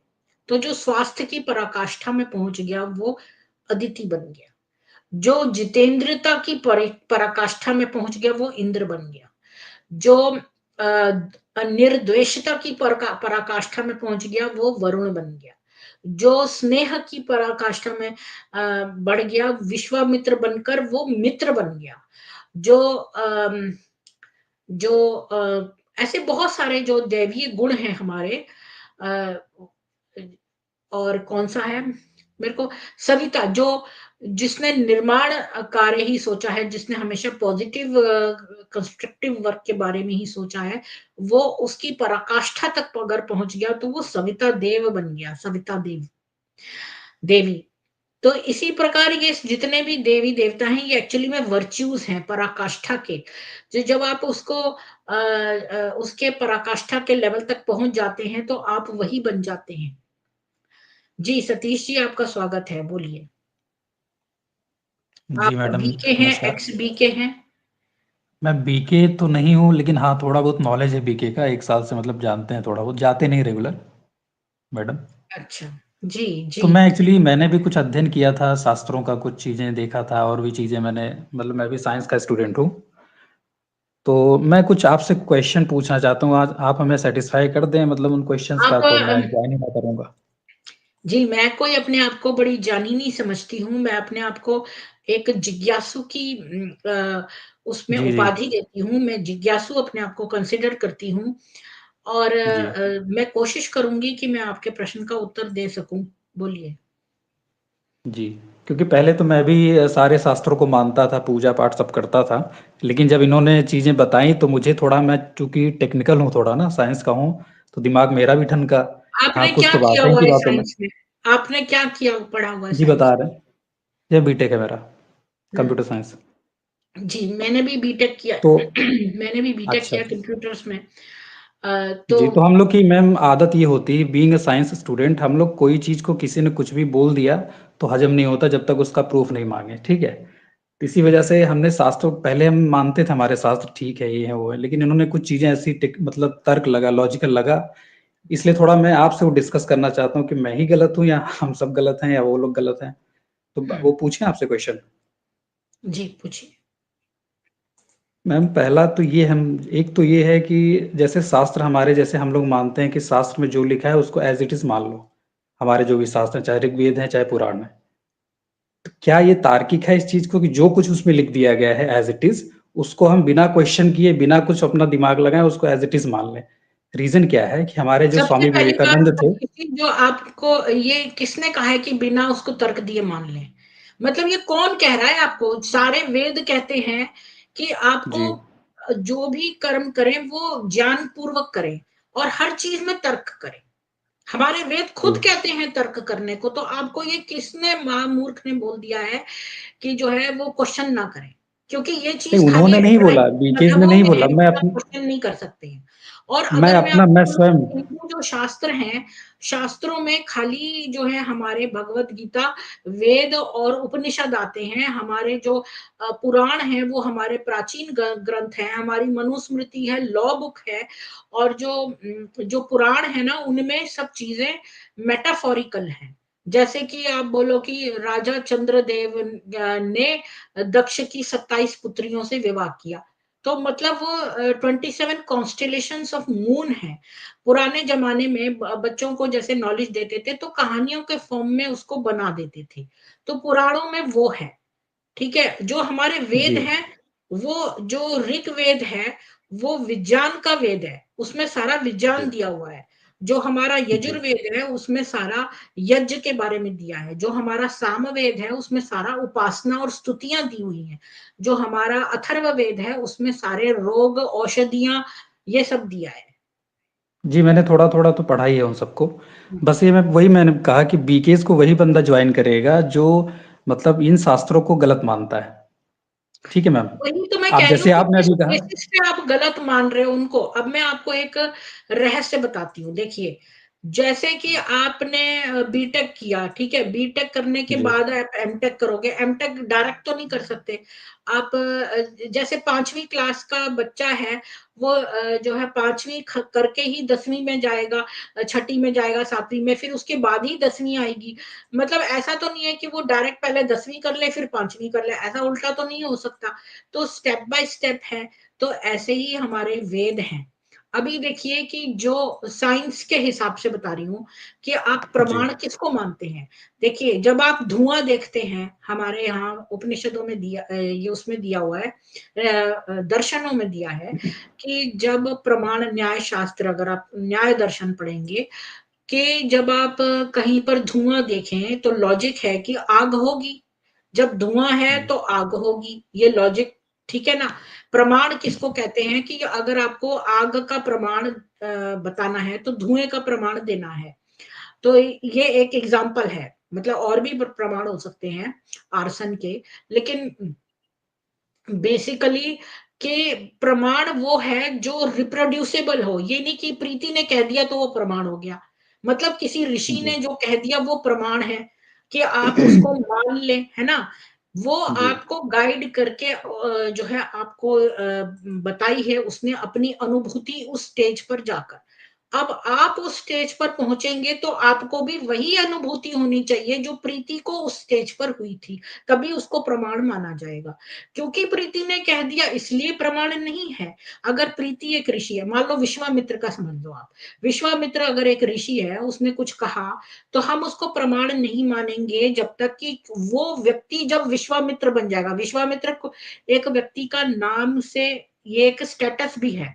जब आपने विश्वामित्र का स्टेटस बना लिया, यानी विश्व में जितने भी प्राणी हैं उनके प्रति आपका मित्रता का भाव है। मतलब कि किसी से आपके अंदर द्वेष नहीं है, सबके साथ आप स्नेह का भाव रखते हैं, irrespective of nationality, caste, creed, जो भी है, सेम भाव है आपका। जब आप विश्वामित्र के स्टेटस पे आ गए, मित्र, मित्र का स्टेटस, मित्र मतलब जो स्नेह के देवता हैं उनको मित्र कहते हैं। जो विश्व का जी पूरा मित्र है, तब आप विश्वामित्र के स्टेटस पे आ गए, अब आप विश्वामित्र ऋषि बन गए। तो विश्वामित्र ऋषि के जो मंत्र हैं वो आप अनुभूति उनकी कर सकते हैं, वो रिप्रोड्यूसेबल प्रमाण है। For ji. एग्जाम्पल मैं आपको बताती हूँ, देखिए हमारे वेद कितने साइंटिफिक हैं, आपको दुनिया में ऐसा कोई साइंटिफिक चीज मिलेगी ही नहीं, ना तो क्रिश्चियनिटी अच्छा में मैम ये बताइए, जैसे आप बोलते हैं कि ना जो हमारे वेद मैं साइंटिफिक चीज हैं। आपको दिखाती हूँ, जैसे फॉर एग्जाम्पल आपने ये खोला, जी। मतलब ये है उसका ऋग्वेद का, तो इसमें देखिए कि ऋषि क्या है, ये शंयुर बाहर प्रत्यय है। तो इसमें शंयु मतलब शांति, जो शांति का लेवल अचीव कर चुका है, बाहर प्रत्यय जो ज्ञान का लेवल अचीव कर चुका है। तो जो ऋषि ज्ञान और शांति का मिश्रण का वो स्टेज पहुंच चुका है, वो देवता इंद्र को ये समर्पित है। तो यहाँ पर कोई वो भी नहीं कर सकता कि कोई इसको एडल्ट्रेट कर ले, जैसे मनुस्मृति में इन्होंने एडल्ट्रेशन करके कुछ गंदी बातें डाल दी हैं, पर यहाँ पर नहीं कर सकती, क्योंकि यहाँ पर छंद जो है निचरत त्रिष्टुप है। और मैम जब मनुस्मृति में हो सकता है तो मनुस्मृति में नहीं, अगर हो सकता है, नहीं, बहुत इसमें पुराणों में भी इसी हो तो सकता मैं है। बता तो रही हूँ ना, आपको एक्सप्लेन कर रही हूँ, अगर पेशेंस संयम रखें तो आपको पता चलेगा। ये जो हाँ। छंद है ना, निचरत त्रिष्टुप, इसके मात्राएं हैं। इस त्रिष्टुप का अर्थ भी है, त्रिष्टुप मतलब काम क्रोध लोभ, त्रि है ये, तीन चीजें, काम क्रोध लोभ पर विजय पाने वाला। और इसके ये इसका स्वरूप है और इसकी मात्राएं हैं। यानी इस छंद में जितनी मात्राएं, जैसे अस्य, तो ये 2.5 मात्रा का है अस्य, फिर ऐसे ऐसे करके आप मात्राएं जोड़े, तो हर एक छंद की सिलेक्टेड मात्रा है उसी में, और ये इस स्वर में गाया जाएगा धैवत। धैवत मतलब जो आपके सारे गामा पाधा नीसा, ये जो आपके 7 स्वर हैं, तो ये जो धा वाला स्वर है ना, उसके उसमें गाया जाएगा। तो ये बिल्कुल इसी तरह से गाया जाएगा, इतनी ही मात्रा का है ये, इसमें मात्रा गड़बड़ कोई अपना शब्द यहाँ ठूंस नहीं सकता। तो जी। कहने की बात यह है सतीश जी कि जब आप ये ऋषि शंयुर बाहर स्पत्य हो जाएंगे, तब आपको ये अनुभूति होएगी इसकी। यही इसका मैम प्रमाण है, और हमारे बहुत सारे ऋषियों ने इसको प्रमाण करके आगे गए हैं, क्योंकि ये इनके भी लेवल्स हैं। मैम वो तो है, वो तो मैंने भी देखा है चीजें। अब डिटेल में तो उतना क्या नहीं गया आप है, मेरे लेकिन को हम एक चीज ये। इस्लाम, ब्रह्म कुमारी इस्लाम और ये ईसाई वाला या कोई भी और मजहब बता सकते हैं जिसमें ये इतना सारा प्रमाण दिया हो? वहां तो इनका एक एक डीटी है, जो भी इन्होंने बना रखा है, उसने जो मुंह से बोल दिया बस वही है, वहां तो कोई भी प्रमाण नहीं है। हमारे सारे वेद जो हैं वो अच्छा आप ईश्वरीय जैसे वाणी है। बाइबल हम लोग जैसे और ये मैडम भी जैसे देख लो, आप। ठीक है। 10.71.1, जो ऋग्वेद का 10.71.1 है, वो कहता है कि ये जो वेद हैं, ये हम्म। बृहस्पति देव ने दिए थे ऋषियों को। अब बताइए, अभी आप कई कई बार बोला जाता है कि ब्रह्मा के मुख से इनका उत्पत्ति हुआ, ठीक है, कई पुराणों में लिखा जाएगा कि ब्रह्मा के मुख से हुआ था, ठीक है, कई जगह लिख के आएगा कि स्वयं ब्रह्म ने इसका उत्पत्ति किया था। तो अलग जगहों पे अलग अलग निकल के आती है। अब आप बोले बृहस्पति के मुख से हुआ, तो बृहस्पति तो थे ही नहीं नहीं, उस टाइम मैंने पे। ये नहीं कहा, मैंने ये कहा है कि वेदवाणी, वेदवाणी जो है वो बृहस्पति जी। देव ने स्वयं दी थी ऋषियों को छंदों में, और उनको बाद में जी। ऋषियों ने अपनी कन्वीनियंस, सप्त ऋषि जो थे उनको दी गई थी, और उन्होंने अपनी कन्वीनियंस से इनको जी। जी। डिफरेंट भागों में डिवाइड कर दिया कि अथर्व वेद ये हो जाएगा, ये वैसा वेद हो जाएगा, तो ऐसे उनको डिवाइड कर दिया गया। अच्छा। ठीक जी, इसी में एक क्वेश्चन था मैडम, एक तो पुरुष सूक्त आपने देखा होगा उसमें, जो है। हमारे इसमें ऋग्वेद में है पुरुष हाँ, हाँ, सूक्त, तो एक उस हाँ, पे हाँ। क्वेश्चन था। पहला क्वेश्चन इसमें एक और है तो कि आपके जब पास वेद की इतने सारे स्टार्टिंग। क्वेश्चन है ना, वो आज के उससे जी। मैचिंग नहीं है। आप मेरे को एक, मेरा ये ना वो है, मतलब मुझे बहुत ही खुशी होगी कि नहीं, जो 5000 साल का लिखा है दुनिया ना मैम, भर वो में इसमें इनके ये देखिए उसी से मेरा रिलेटेड ईमेल है। है, मुझे बुलेट पॉइंट से अपने सारे क्वेश्चंस भेज दीजिए, मैं आपके साथ एक एक्सक्लूसिव स्ट्रीम कर लूंगी और उसमें 10 क्वेश्चन आपके ही जवाब दूंगी। तो उससे क्या होगा जी। कि जिन लोगों के आपके जैसे क्वेश्चंस होंगे उनका भी भला हो जाएगा। जी। जी। मुझे क्या करना शॉर्ट मैम, में मेल। है, बिल्कुल शॉर्ट में बुलेट पॉइंट में कि भाई इसका मतलब क्या है, या ये ऐसा क्या होता है, ऐसे करके आप 10 क्वेश्चन लिख के अपने जितने भी 4 5 या 10 जितने भी है, मैक्सिमम 10 तक, क्योंकि एक वही बीकेएस का जो कॉन्सेप्ट है मैम, उसी से रिलेटेड रहेगा ना, वही है सारे क्वेश्चंस। नहीं नहीं, जैसे कोई भी एज आप पूछ सकते कलयुग। हैं, सनातन पे पूछ सकते हैं, जरूरी नहीं बीके पे। मतलब मैंने इसीलिए बोला कि अलग से स्ट्रीम में आप कुछ भी पूछ सकते हैं। और आज की स्ट्रीम जो है वो मेरे बीके के ही ऊपर है, तो आज की स्ट्रीम हम बीके पे ही रखेंगे। पर किसी और दिन की स्ट्रीम में आप मुझसे जी। कितने भी क्वेश्चंस पूछ सकते हैं सनातन के ऊपर या इस्लाम के ऊपर या ब्रह्म कुमारी पे ऊपर। अच्छा मैम, एक चीज़ बस एक लास्ट है, हम लोग ये भी सोचते, मैं सोचता हूँ कि जैसे हम लोग खाते-पीते काम आज कर रहे हैं, तो केवल क्रिश्चियंस का ही तो कर रहे हैं। आज जो भी इन्वेंशन है, जो कुछ भी है, आज क्रिश्चियंस की देन है। हमारे ये शास्त्रों में कैसे जो कहा, कुछ भी लिखा है, एक चीज़ ये सोचिए, इसको हमारे प्रमाणित शास्त्रों में करें, जो कुछ इसको जी, प्रमाणित करें, इसको प्रमाणित करें कि ये पहली बात तो जो सनातन धर्म है वो तो इतना पुराना हाँ, है, प्राचीन है, और ये जो जी। क्राइस्ट का जन्म हुआ, जब वो बड़े हो गए तब जाके क्रिश्चियनिटी आई, है ना? नहीं वो ठीक तो है मैम, ये हम लोग वक़्त चूँकि ऐसा पहले है है, ना इन्होंने हमें जी, क्या दिया है, हमने ही, हमारा जो प्राचीन था, हमने उस समय पुष्पक विमान हमारे चल रहे थे। जब जब रामायण भारद्वाज इतनी ऋषि का पुरानी, जो भारद्वाज ऋषि का जो शास्त्र है एक मैम, मिनट जिससे पुस्तक आपने विमान क्वेश्चन पूछ लिया जी, है, लेट मी आंसर। तो हाँ, जो रामायण में पुष्पक विमान चल रहे थे, रामायण में जो हनुमान जी थे उनको सारे वेद पता थे, तो वेद तो रामायण काल से भी पुराने हैं। मैम हमारा लेकिन जो द्वापर युग रामायण में तो नहीं काल है, था। एक मिनट द्वापर एक युग में मिनट, पुस्तक विमान नहीं था मैम, द्वापर युग में पुस्तक मेरी विमान बात नहीं था। सुनिए ना, पूरी बात पहले, कि जी, जी, जब ये पुष्पक विमान वगैरह चलते थे, हमारे इतने पुराने, हमारे पास वेदों में विज्ञान नाम की मेरी एक सीरीज है, जी, उसमें दिया है कि एरोनॉटिकल साइंस में हमने कितने प्रोग्रेस कर ली थी। अगर आपको पता हो तो एक हमारे इंडियन साइंटिस्ट थे जिनको इन विदेशियों क्रिश्चियंस ने बुलाया था, उनका नाम था बाण भट्ट तक, क्या नाम था उनका, तो उनसे अपना ये जो है चलवाया था। और हमारा जब बॉम्बे की तरफ जब पहला एयरक्राफ्ट उड़ाया गया, तो इन लोगों ने उस बात को दबा 1895 दिया। में। उसका जी, आपने, मैं आपको बताती हूँ ना, उसका नाम था मरुत, एक सेकंड दे तो मैं आपको बता देती हूँ, क्योंकि मैंने उस पर स्ट्रीम भी करी हुई है। अच्छा, तो जी। हाँ, एक सेकंड मैं निकाल लेती हूँ, क्योंकि हमारे पास प्रमाण है। मैम नहीं, कुछ चीज़ें तो हैं, मान के चलते हैं कि हम लोग ने ओरिजिन उसका इनिशिएशन हम ही लोगों ने दिया, उसको हम मानते हैं, ठीक है। लेकिन अब कुछ चीज़ें ऐसी भी जिन्होंने एक्सक्लूसिवली बातों उन्होंने ही के हाथ डिस्कवर कर कटवा रखा है। दिए। जब अंग्रेज आए तो इन लोगों जी, ने, जब सिल्क जो हमारी बंगाल में साड़ियां बनती थी इतनी महीन, जिनको माचिस की डिब्बी में रख लेते थे, तो इन्होंने उस वाली कला के लोगों के हाथ कटवा दिए अंग्रेजों ने। और जी। मुसलमान तो आपको पता ही है, वो तो हर एक व्यक्ति को मुसलमान बनाते थे, कितने लोगों ने हाँ, हाँ। जो है जाने गंवाई हैं अपनी। जी, तो जी। एक, उनका तो छोड़िए, हाँ, वो तो तो टॉपिक नहीं ये है। आप नहीं कह सकते लेकिन हैं। आज जीरो जैसे हम लोग इंटरनेट से बात कर रहे हैं मैम, हम लोग सारी सुविधाएँ, फैन है, टीवी, हाँ, फ्रिज, आज से 100 साल पहले हमारे शास्त्रों ने तो नहीं दिए थे ना।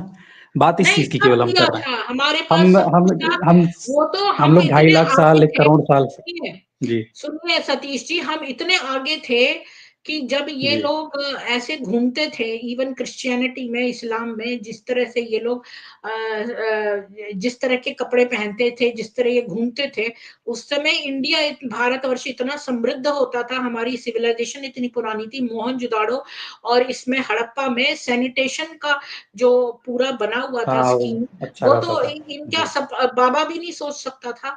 हमारे यहाँ इतना जी, कुछ था, लेकिन वो चूंकि इन लोगों ने हमारे लोगों के कत्ल कर दिया और ये चीजें दबा दी, तो हमारा जो है वो आगे प्रोग्रेस नहीं हुआ, हम पीछे रह गए। अब ये देखो इस्लामियों ने क्या किया, बख्तियारपुर में जो जी, लाइब्रेरी उनका थी, तो पता है उन्होंने सब, आगे, इन लोगों ने देखते सब सोचा कुछ कि है। हम compete नहीं कर पा रहे हैं, तो तुमको मार डालेंगे। तो इन्होंने वो जी, जी, लाइब्रेरी जला दी, जो हमारी जान वाली पुस्तकें थी वो जला दी। जब नालंदा वाली। इन्होंने जी, हमारे पर इतना इतना कर दिया कि हम पूरी तरह मिट गया सनातन, तब भी हमारे में इतना जान रहा कि हम वापस खड़े हो गए फीनिक्स की तरह। जी। मैंने कहीं और भी एक जगह पढ़ा था मैम, जो संस्कृत, ये जो लैंग्वेज है ना, संस्कृत की जो जो लिपि है संस्कृत की, वो भी आपका 700-800 मतलब 200 ईस्वी के लमसम में आई थी अस्तित्व में। कहने का मतलब संस्कृत भी ओल्ड लैंग्वेज नहीं है। इस पे भी एक रिसर्च मैंने देखा था कई चीज़ों का, जिसमें ये प्रूव किया जा रहा था कि जो हमारे संस्कृत के जो भी ग्रंथ है ना, आप ये मत सोचिए बहुत ही ज़्यादा आउटडेटेड है, बहुत पुराने हैं। जितने गुप्त काल में जितने भी ग्रंथ हमारे कंपाइल किए गए थे, ज़्यादातर गुप्त काल के इधर-उधर ही कंपाइल किए गए थे। तो उसमें पूरा प्रूफ के तौर पे एक प्रोफ़ेसर थे, उन्होंने पूरा बताया था। मतलब लॉजिकल की देखिए, बात कर रहे हैं हम वो लोग, है ना, कोई एक किसी व्यक्ति के ऊपर तो मैं जाती ही नहीं हूँ। अगर आपको जी, अगर आपको पूरा ये देखना है ना, ये जितने भी लोग हैं ना, ये जो प्री इस्लामिक जो इनका ईश्वर था, वो हुबल, वो ईश्वर शिव ही थे। इनका कुछ भी नहीं है। 1 मिनट में। प्री इस्लामिक तो वो था ना इनका जो ज्यूस थे, जो उस एरिया में ना ज्यूस के नहीं, पहले जूट रहते से थे। भी पुराना जो इनका हुबल, गॉड हुबल की जो ये 360 मूर्तियां थी काबे में, उनकी जी, बता रही हूँ। वो तो हिंदू देवी देवता थे उस टाइम में ना। हम लोग हिंदू ही थे वहाँ पे, सनातन के लोग। देखिए, मैं आपको साथ शेयर ही कर देती हूँ, आपके साथ-साथ ही दिखाते-दिखाते दिखाती हूँ। अ,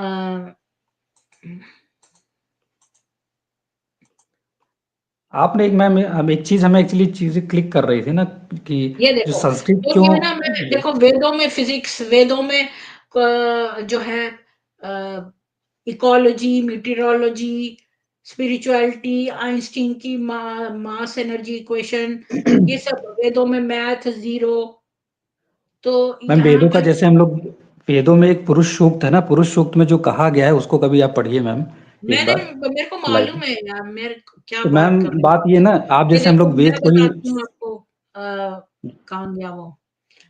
हाँ, मतलब पुरुष वैदिक सूक्त ऋषि की इस बात चीज़ को कर रहे हो ना एक्सेप्ट आप? ये जी? देखो, ॐ तच्छंयोरावृणीमहे गातं यज्ञाय गातं यज्ञपतये देवी स्वस्तिरस्तु नः स्वस्तिर्मानुषेभ्यः ऊर्ध्वं जिगातु भेषजं शन्नो अस्तु द्विपदे शञ्चतुष्पदे ॐ शान्ति शान्ति शान्तिः सहस्रशीर्षा पुरुषः सहस्राक्षः सहस्रपात् स भूमिं विश्वतो वृत्वा अत्यतिष्ठत् दशाङ्गुलं पुरुष एवेदगुं सर्वं यद्भूतं यच्च भव्यम् उतामृतत्व तो ये पूरा पुरुष मैम वो सूक्त है। गलत हमने बोल दिया, वो था ये नासदी पुरुष सूक्त था। सूक्त है। नासदी सूक्त हमने वो गलत बोल दिया, हमें जो ओरिजिन अच्छा, ऑफ मैं ये यूनिवर्स की बात, ओरिजिन ऑफ ॐ न सदासीन्नो सदासीत् तदानीं नासीद्रजो नो व्योमा परो यत किमावरीवः कुह कस्य शर्मन्न अम्बः किमासीद गहनं गभीरम् न मृत्युरमृतं तर्हि न रात्रिया अह्न आसीत् प्रकेतः आनीदवात गुस्वधया तदेकम् तस्मात् मैं पूरा नहीं प्ले करूँगी, तो एनीवेज़ मुझे जी, जी। अपना आज के ये खत्म करने हैं, तो मैंने आपको वो बता दिया। हाँ, मेरे को मैं वो ढूँढ रही थी ना, मरूत करके कुछ था उसका नाम, मैं आपको बता दूँगी, जो वायुयान यहाँ से मैम उड़ाया गया था। 1897 में जो एरोप्लेन बना था बॉम्बे में, उसकी बात कर रही हैं क्या? हाँ, हाँ, उसका तो नाम मारुत कुछ थे वो? मरूद करके था, मारुत नहीं मरूद। थे वो, नाम तो कुछ और था शायद। नहीं, नहीं, मरूद करके था, मेरे को याद है। अ, उम, उनका मरूद सखा। उसका नाम अच्छा था मरुत मरूद सखा। सखा। मैं आपको हाँ, दिखाती नहीं हूँ, 1 मिनट। बस मैं ये अच्छा लास्ट आपका आंसर कर रही हूँ, इसके बाद ना मैं अपना ये फिनिश कर लूँ, क्योंकि मेरे को और भी काम है। तो जी, मैं जी। क्या बोलते हैं, आप मेरे को बात और होगी भी कल चलो। क्वेश्चंस, लेकिन आपका मुझे अच्छा लगा, आप क्वेश्चंस पूछिए ज़रूर, और हमारे सारे ये कहते हैं कि आपको पूछना चाहिए। ये देखिए, ये था मरूद सखा। शिवकर हाँ, बापूजी हाँ, शिव तलपड़े जी ये और था, कृपाराव तलपड़े नाम था शास्त्री, उनका मैम। ये जी, थे तलपड़े नाम। 1864 से। और इन्होंने हुँ, जो है हुँ। आधुनिक हवाई जहाज ये बनाया था, लेकिन इन लोगों ने इनको दबा दिया इस बात को, क्योंकि इनको लगा जी। ये 18 मिनट तक हवा में उड़ा था। और हुँ, हुँ। इसको ना इन लोगों ने मैंने इसमें लिखा होगा। विल्बर राइट ने फिर 1905 में फिर उन्होंने डिस्कवरी कर दी थी। हाँ, मरुत सखा को चुरा लिया उनकी उन्होंने। मृत्यु के बाद तलपड़े के घर में संग्रहित किया गया था। वेलकारा ने तलपड़े की भतीजियों में से एक रोशन तलपड़े को उद्धृत करते हुए कहा कि परिवार विमान के फ्रेम में बैठता था और कल्पना करता था कि वे उड़ रहे हैं बाद में, क्योंकि वो रहस्यमयी तरीके से उनकी पत्नी की भी मौत हो गई थी। जब इन्होंने ये सब किया ना, तो विदेशी लोग ये देख नहीं पाते हैं, इन्होंने इनकी मृत्यु करवा दी। जी। वही मैं बता रही हूँ जी। तो अब ये बने रहना चाहते हैं तो बने रहिए, लेकिन ब्रह्म कुमारी की चर्चा करेंगे, क्योंकि मुझे ये फिनिश करने हैं आज के 12 पेज। तो मैं आगे चलती हूँ।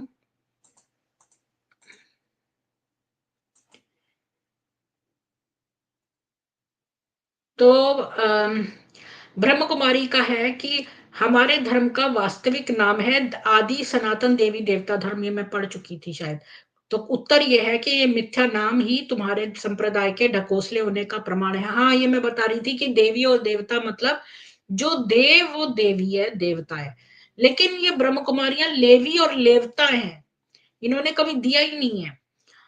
तो का विश्व में विद्वान पुरुषों को ही और इनको देवी कहते हैं, तथा जिन सूर्य चंद्रमा वायु अग्नि आदि भौतिक पदार्थों से प्राणी मात्र को जीवन में सहयोग मिलता है उनको जड़ देवता कहते हैं। तुम्हारे फर्जी देवता भूत प्रेत ब्रह्म राक्षस आदि का न तो अस्तित्व है, ना कोई रहने को लोक आदि है। तुम्हारे संप्रदाय का फर्जी नाम अशिक्षितों व भोली हिंदू औरतों को भड़काने बहकाने व ठगने खाने को रख लिया है, ताकि देवी देवता धर्म के नाम पर वे तुम्हारे फंदे में फंस जाएं। क्योंकि ये लोग ना आगा खानी मुसलमान हैं, उनसे लिंक्ड हैं, और आगा खानी अपने आप को कहते हैं कि हम अल्लाह भी हैं, हम विष्णु भी हैं, हम शिव भी हैं। क्योंकि सनातनी लोगों पे बहुत सोना और पैसा रहता है, तो वो उनका पैसा लेना चाहते हैं।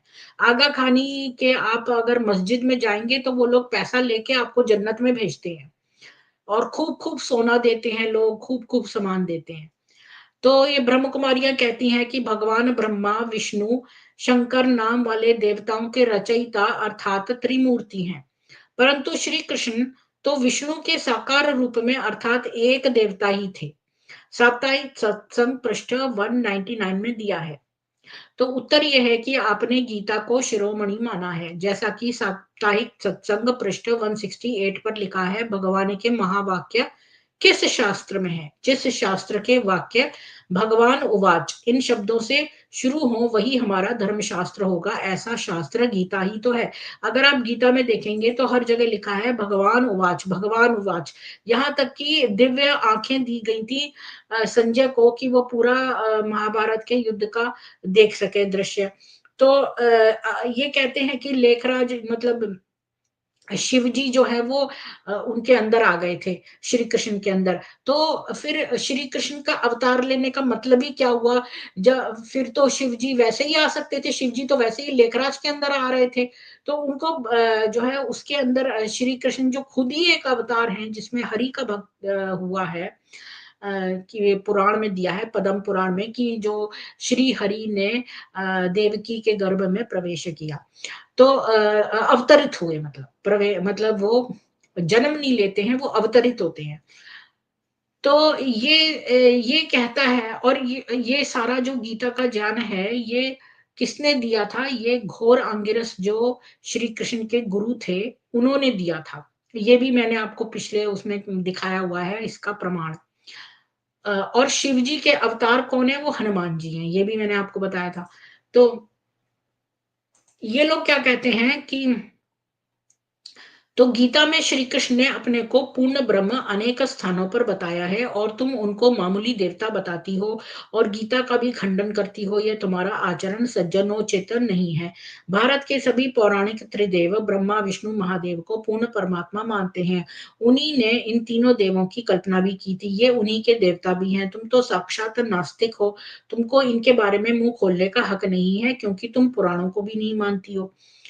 अब ये ब्रह्म कुमारी कहती हैं कि भगवान का अवतरण धर्म की अत्यंत गलानी के समय अर्थात कलयुग के अंत में होता है। साप्ताहिक सत्संग के पृष्ठ 141 पे दिया है। तो उत्तर ये है, तुम गीता की आड़ में पाखंड फैलाना चाहती हो। गीता ने धर्मग्लानि के समय अवतार होने की गल्प ठोंकी थी, उसी के नकल में तुमने लेखराज को अवतार बनाकर अपना पंथ चला डाला। जब गीता को मानती ही नहीं तो उसमें मिलावट मानती हो, तो उसके इस अवतारवाद को भी क्यों स्वार्थवश ठीक मान बैठी हो। धर्म की ग्लानि आजकल कहाँ है? कुंभ के मेलों में, पर्वों पर, गंगा के तीर्थों पर जाकर देख लो कितनी भीड़ लगती है। मंदिरों में दर्शन करने वाली स्त्रियों को की भीड़ देख लो, मुसलमानों की मस्जिदों में नमाज की भीड़ देख लो, गुरुद्वारों और गिरजों में सिखों व ईसाइयों की भीड़ देख लो, आर्य समाजी उत्सवों में आर्यों का जमघट देख लो। सभी में धर्म भावना ठसाठस भरी मिलेगी। सारा मानव समाज भारत में धर्म की पवित्र भावना से ओतप्रोत है। यहाँ तुम्हारे पाखंडी संप्रदाय ने धर्म ग्लानि अवश्य फैलाना प्रारंभ कर दिया है। सभी का ईश्वर उपासना, शास्त्रों के प्रति अनास्था पैदा करना आरंभ कर दिया है। अतः कलयुग के इस युग में कोई धर्म ग्लानि नहीं है। मतलब उनका कहना ये है कि ये जो कहती है ना, ये इनका जो ये ब्रह्म कुमारियां हैं, ये तो आपके अंदर इस तरह बोलेंगी ही। देखिए, सभी लोग, आप जितने नीचे बैठे हैं, मैं 100% कह सकती हूँ कि आप सभी जो है दिल से ईश्वर को मानते हैं, और आप सब जो हैं वो चाहते हैं कि मतलब हमें ईश्वर की प्राप्ति हो जाए, हम ईश्वर के बारे में सोचें। आप सभी लोग स्पिरिचुअल हैं। इवन जो हिंदू ब्रह्म कुमारी संस्था में जाते हैं, वो भोले भाले होते हैं और ईश्वर की तलाश में होते हैं। तो ये जो कह रही है कि धर्म की गिलानी हो रही है, तो धर्म की गिलानी तो पाकिस्तान में हो रही है। वहां जो है वो लोग बम से लोगों को, मनुष्यों को फटना और द्वेष पैदा करना और वैश्या प्रवृत्ति करना, भाइयों को ही हस्बैंड बना लेना या हस्बैंड को भाई बोल देना, ये सब जो है नीचता की पराकाष्ठाएं हैं। तो धर्म की गिलानी तो ये कर रही है। हमारा जो हिंदू धर्म है, हमारा जो हिंदू समाज है, वो तो बहुत ज्यादा किसी न किसी ईश्वर के स्वरूप को मानता है। आप मुझे बताइए कि कितने लोगों को आप देखते हैं मंदिरों में जाना, भी कुंभ का हो रहा है तो कितने सारे लोग, पता है कितने 400 मिलियन से भी ऊपर लोग उसमें जा रहे हैं। तो अगर ये धर्म के प्रति इच्छुक नहीं होते तो इनको ठंड में और इतनी मेहनत करके जाने की जरूरत क्या थी? तो घर में बैठ के आराम से समोसा खाते, टीवी देखते। क्यों जा रहे हैं ये इतनी ठंड में? क्योंकि ये लोग ईश्वर को पाना चाहते हैं, इनके अंदर धर्म की भावना है। तो ये लोग झूठ बोलती हैं।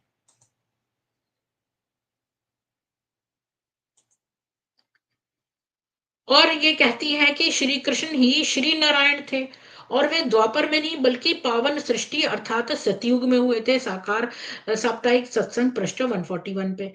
श्री कृष्ण जी युधिष्ठिर के समकालीन महाभारत काल में थे। युधिष्ठिर का संवत भी चला आ रहा है जो अब 5000 के लगभग है। कलयुग का प्रारंभ भारतीय ज्योतिर्विदों के हित आधार पर महाभारत के पश्चात हुआ था। तो श्री कृष्ण का काल सतयुग में बताना तुम्हारी मूर्खता है। और भी एक बात बताऊं कि श्री कृष्ण ने महाभारत में ही दिया हुआ है कि जब ये कहते हैं कि ब्रह्म कुमारी को मैं ब्रह्म कुमारी की बातों से ही काट सकते हैं। देखो, श्री कृष्ण का जब ये खत्म हो गया तो फिर सतयुग शुरू हो जाना चाहिए था। जब श्री कृष्ण जी मर गए, तो अगर ये कहती हैं कि श्री कृष्ण जी जो है वो सतयुग में हुए, अगर ये कहती है सतयुग में हुए, तो फिर वो जो युद्ध होने के बाद सतयुग में कैसे युद्ध हो गया? और सतयुग में तो युद्ध हो ही नहीं सकता। युद्ध हो गया सतयुग में तो जो हमारे उसमें दिया हुआ है कि जब कलयुग खत्म हो जाता है तब प्रलय आती है। तो जो प्रलय आई और द्वापर नगरी डूब गई, मतलब द्वापर त्रेता में हुए ना, इसके बाद द्वापर और इसके बाद कलयुग। तो अब कलयुग कैसे चल रहा है? हाँ, मैं भूल गई थी, मैं बताती हूँ इनकी बात से इनको कैसे काटे। ये कहते हैं कि श्री कृष्ण जी सतयुग में हुए, ठीक है। दूसरी बात ये कहते हैं कि श्री कृष्ण जो है वो सतयुग में हुए, तो फिर जब श्री कृष्ण मर गए तो फिर त्रेता शुरू होना चाहिए था। लेकिन ये कलयुग कैसे आ रहा है अब? ये दोनों बातें कह रहे हैं, अभी कलयुग भी चल रहा है और श्री कृष्ण जब मरे थे तब जो है वो सतयुग था। तो सतयुग के बाद सीधे सीधे कलयुग कैसे आ रहा है फिर? तो ये इनकी बात कट गई है। ये बेवकूफ, मतलब गपोड़ शंखी हैं, कभी कुछ बोल देते हैं कभी कुछ, इनका कुछ सेंस नहीं बनता है।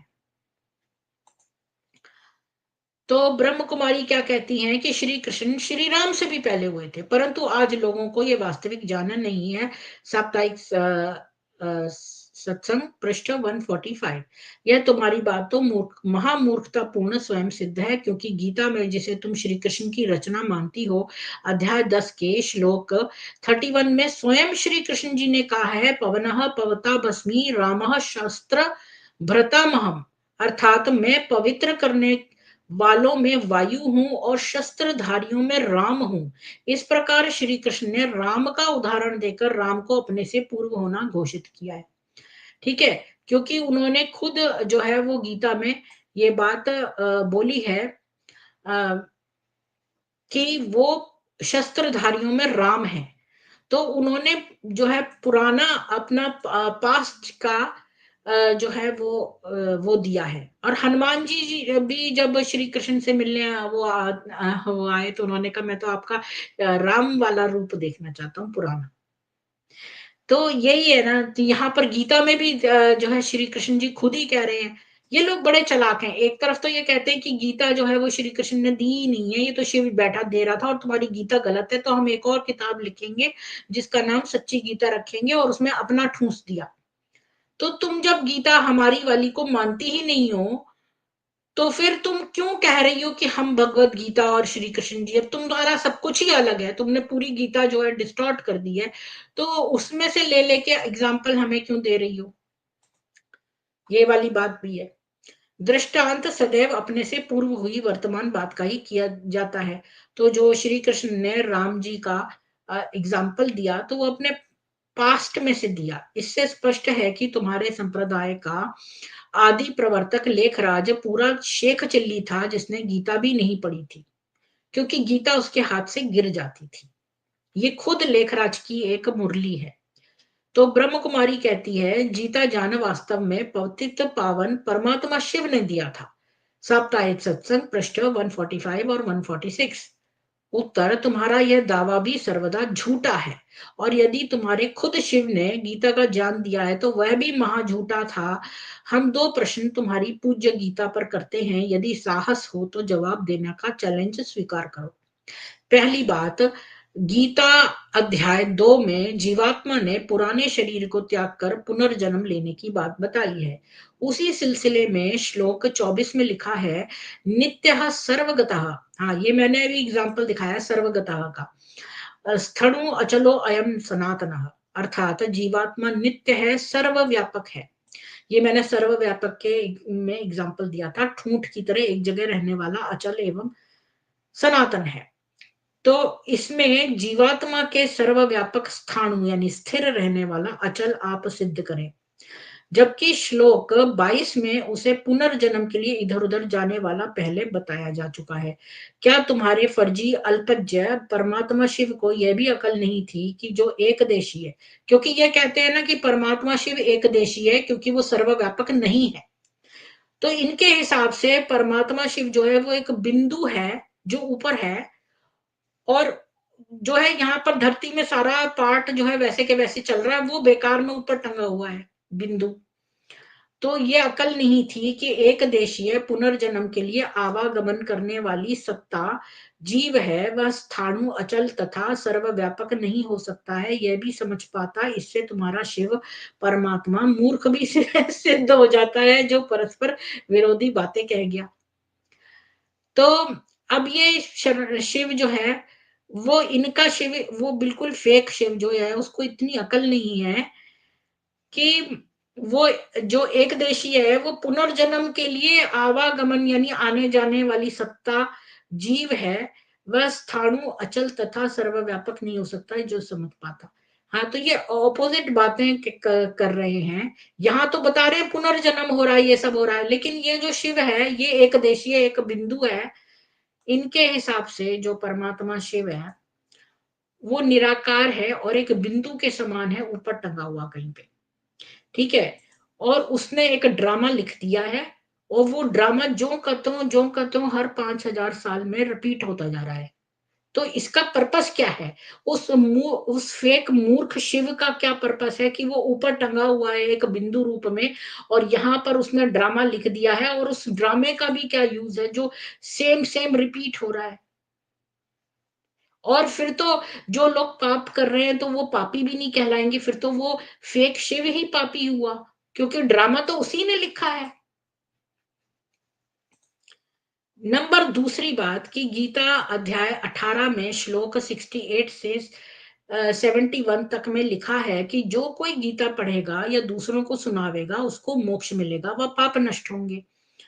तो श्री कृष्ण अर्जुन का एकांत में किया हुआ संवाद व अर्जुन को एकाएक मोह उत्पन्न होने पर श्री कृष्ण द्वारा शंका समाधान द्वारा दिया गया ज्ञान ही गीता कहा जाता है। उसे न तो वहां लिखा गया था, न कि पूर्व से ही बनी हुई गीता पाठ कृष्ण व अर्जुन ने संवाद रूप में खेला था।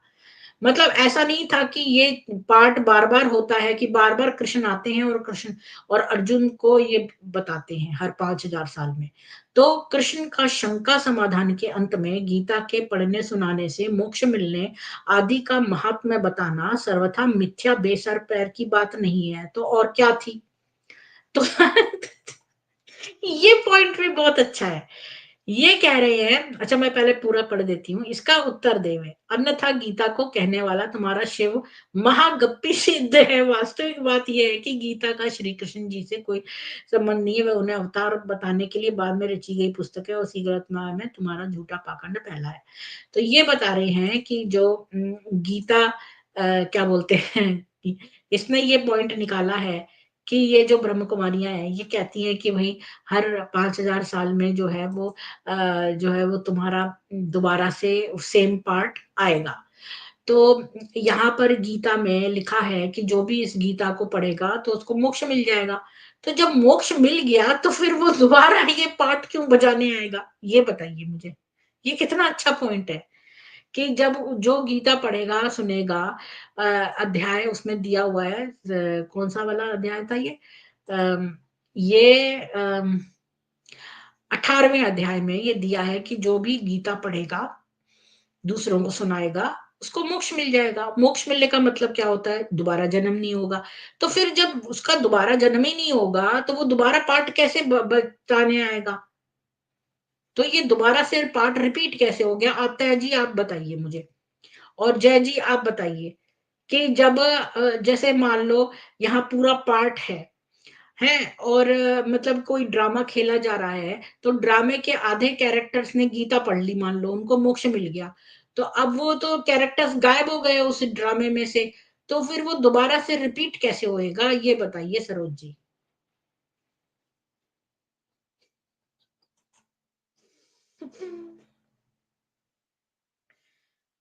मेरे हँसने का आज सामान मिल गया है मेरे को। ये पॉइंट पे मेरे को ना बड़ा अच्छा लगा ये वाला पॉइंट। इस पर तो मेरा आधा दिन का हँसने का प्रोग्राम बन ही गया है कि जो जिन लोग गीता पढ़ेंगे और दूसरों को सुनाएँगे, उनको तो मोक्ष मिल जाएगा, तो उनका तो दोबारा जन्म ही नहीं होगा, तो फिर वो पार्ट कौन खेलेगा? ये बताइए। जय शेट्टी जी, कर्मयोगी जी, एक्स बीके जी, आत्या जी, अ, कर्मयोगी बताइए, सतीश जी बताइए कि जिन लोगों को मोक्ष मिल गया, फिर यहाँ पार्ट बजाने कौन आएगा फिर? प्लीज़। मुझे पता है बीके जी ने सरोज जी ने क्या लिखा है, बीके का जन्म ब्रह्म राक्षस ने लिखा है जो कि 5000 साल के बाद वापस लौट आएगा। ड्रैकुला जो है वो सोचता है कि वो आ जाएगा, पर ज़रूरी नहीं है कि वो मनुष्य ही उसमें आए। जी आत्या जी, आपका स्वागत है। आपसे प्रश्न मैंने पूछा है, आप इसका उत्तर दीजिए। आप ये बताइए कि अगर गीता पढ़ते हैं लोग और उनका मोक्ष हो जाता है अकॉर्डिंग टू गीता अध्याय 18 तो फिर वो तो आएँगे नहीं, उनका जन्म दोबारा नहीं होगा, तो फिर वो वाला पार्ट रिपीट कैसे होएगा? मैम ड्रामा बिल्कुल सही कहा आपने। इनका जो ड्रामा है इनके हिसाब से तो 5000 साल का ही है, जो कि एज इट इज रिपीट होता रहता है हुँ, 5000 साल पर में। उनमें से आधे लोग ने अगर गीता पढ़ ली है, तो फिर वो लोग तो गायब हो गए, तो फिर ड्रामा वैसा का वैसा कैसे रिपीट हो सकता है?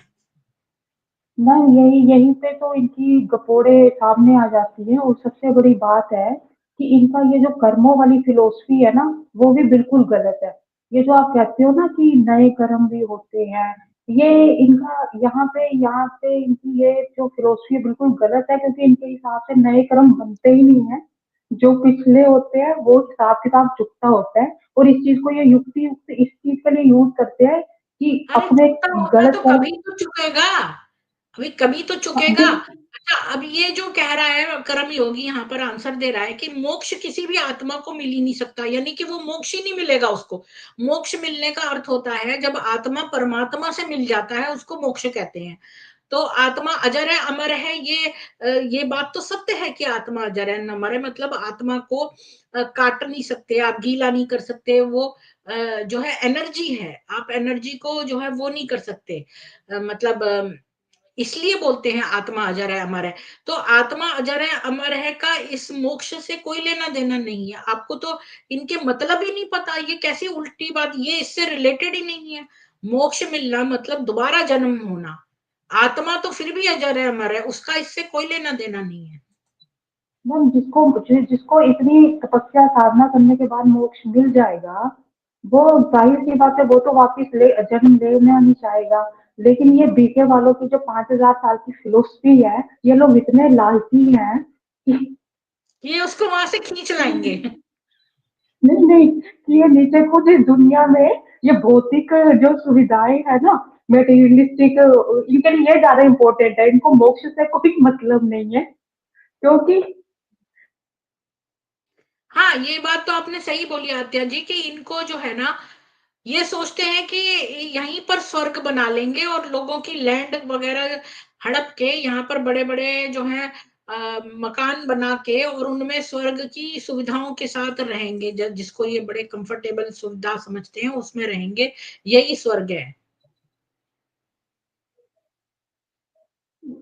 वही है कि इनको तो अपने मटेरियलिस्टिक चीजों से प्यार है, उसके लिए ये जैसी मर्जी फिलोसफी चाहेंगे तैयार कर देंगे।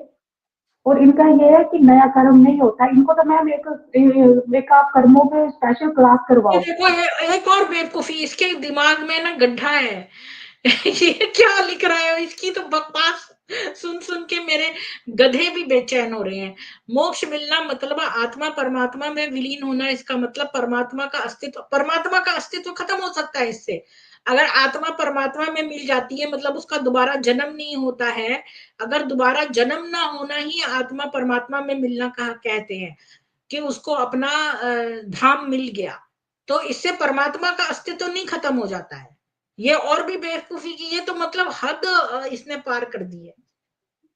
मैं इसको पीछे से जो इंस्ट्रक्शन मिल रही होंगी ना, वो वही उसी उसी चीज को चेप रहा। हाँ, इसको समझ में नहीं आ रहा है कि क्या मतलब है किस चीज का, इसके बेसिक्स ही खराब है।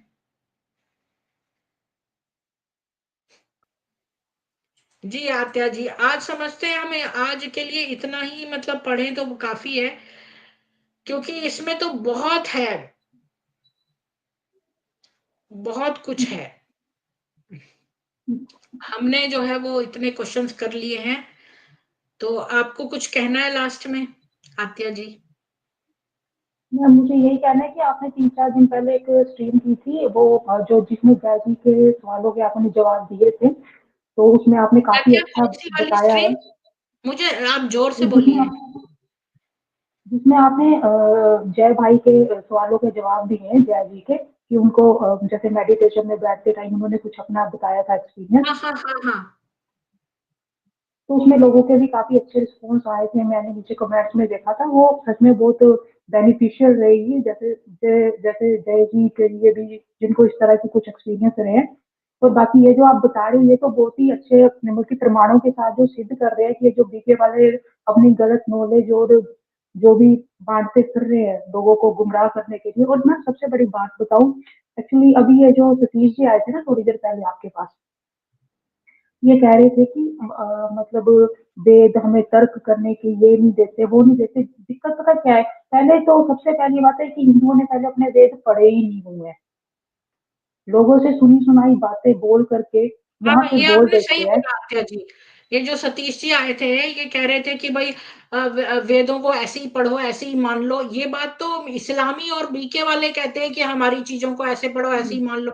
हमारे वेदों में क्या कहाँ किसने कहा है कि ऐसे ही पढ़ो, बल्कि उल्टा बोला है कि भाई प्रश्न करो। नहीं, हिंदू हमारे खुद ही आलसी है। उपनिषद में जो क्वेश्चन आंसर के रूप में हमारे जो हैं। मैम सच ये है कि हिंदू खुद ही आलसी इतना है कि उसने उन चीजों को पढ़ा ही नहीं है। हाँ, मतलब ये तो इन लोगों ने अफवाहें फैलाई हैं, जो इब्राहिमिक मजहब वाले हैं, जिनमें कि ब्रह्म कुमारी वाले भी आते हैं, ये भी इस्लामी हैं, आगा खानी। तो इन लोगों ने ये अफवाह फैलाई है। ये तो कितनी अजीब और गलत बात है। हमारे यहाँ तो बल्कि उल्टा बोला गया है, स्पेशली बोला गया है कि क्वेश्चन करो। क्वेश्चन करना एक तो विद्वता की निशानी है। ये तो ब्रह्मा कुमारी जैसे कल्ट है जहाँ पे आप क्वेश्चन नहीं कर सकते। हमारे जो धर्म शास्त्र है वो तो कहते हैं क्वेश्चन करो। हम्म। ये बिल्कुल आप सही बता दीदी रहे मैम, मैं कुछ बोलूँ आपको? हेलो जी, बोलिए। जी, इस पे वही चीज़ें थी, इससे रिलेटेड कुछ बात करूँ आपसे मैम?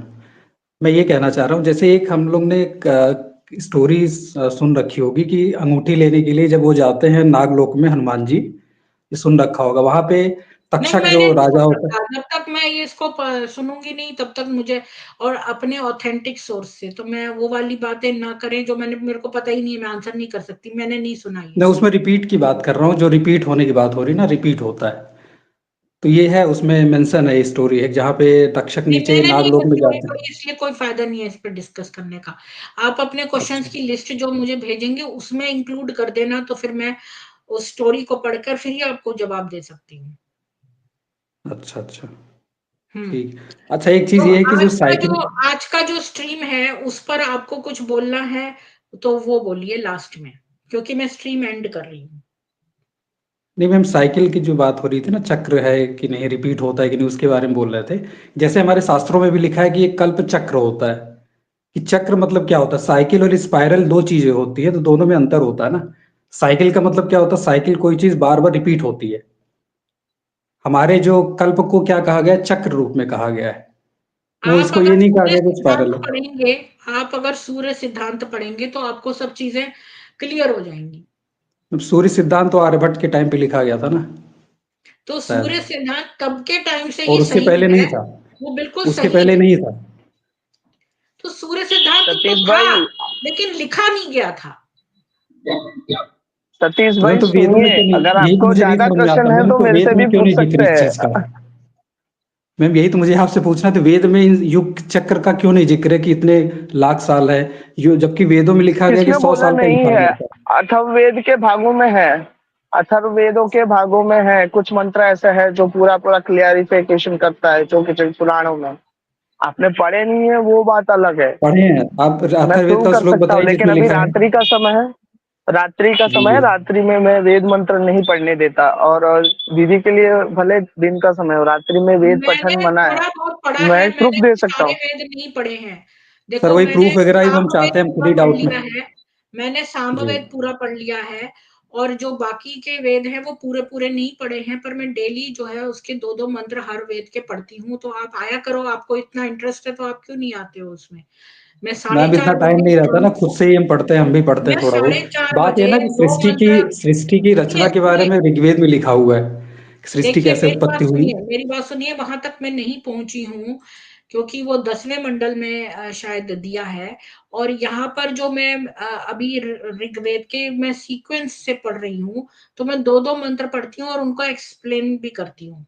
तो मैं दो सामवेद पूरा पढ़ चुकी हूँ, ऋग्वेद, फिर अथर्ववेद और यजुर्वेद, ऐसे मैं दो दो मंत्र डेली पढ़ती हूँ। कई लोग आते हैं तो आप भी आया करिए। जी, जय शेट्टी जी, आपका स्वागत है। आज के स्ट्रीम में आपको कुछ बोलना है? दीदी मैं सुन रहा था बड़े प्रेम से, मेरे को लगा कि सब अच्छे से चलेगा, लेकिन सतीश भाई आ गए। अगर सतीश भाई को कुछ बोलना है, पूछना है, तो मेरे से भी पूछ सकते हैं। जितना मेरे पास ज्ञान होगा मैं उतना उनका क्लैरिफिकेशन दे सकता हूँ, ठीक है? जी। भैया, आप तो अपना नंबर दे दीजिए जैसा ठीक है। नहीं नहीं, यहीं हेलो पर सर। बात करेंगे। आप क्वेश्चंस मुझे लिस्ट बना के भेज देना। आत्या जी, आज की स्ट्रीम के बारे में आपको कोई और बात कहनी है? बस मैम यही है कि आज के लिए तो मैम यही है। हाँ, तो आप मतलब कंटिन्यू कीजिए। आशा करती हूँ आप लोगों को सब समझ में आया होगा, और इसके अगले 12 जो हैं वो हम अगले उसमें पढ़ेंगे।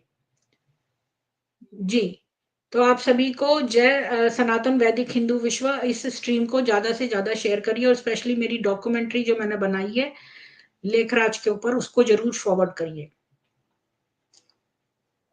कल फिर मिलेंगे ऋग्वेद में।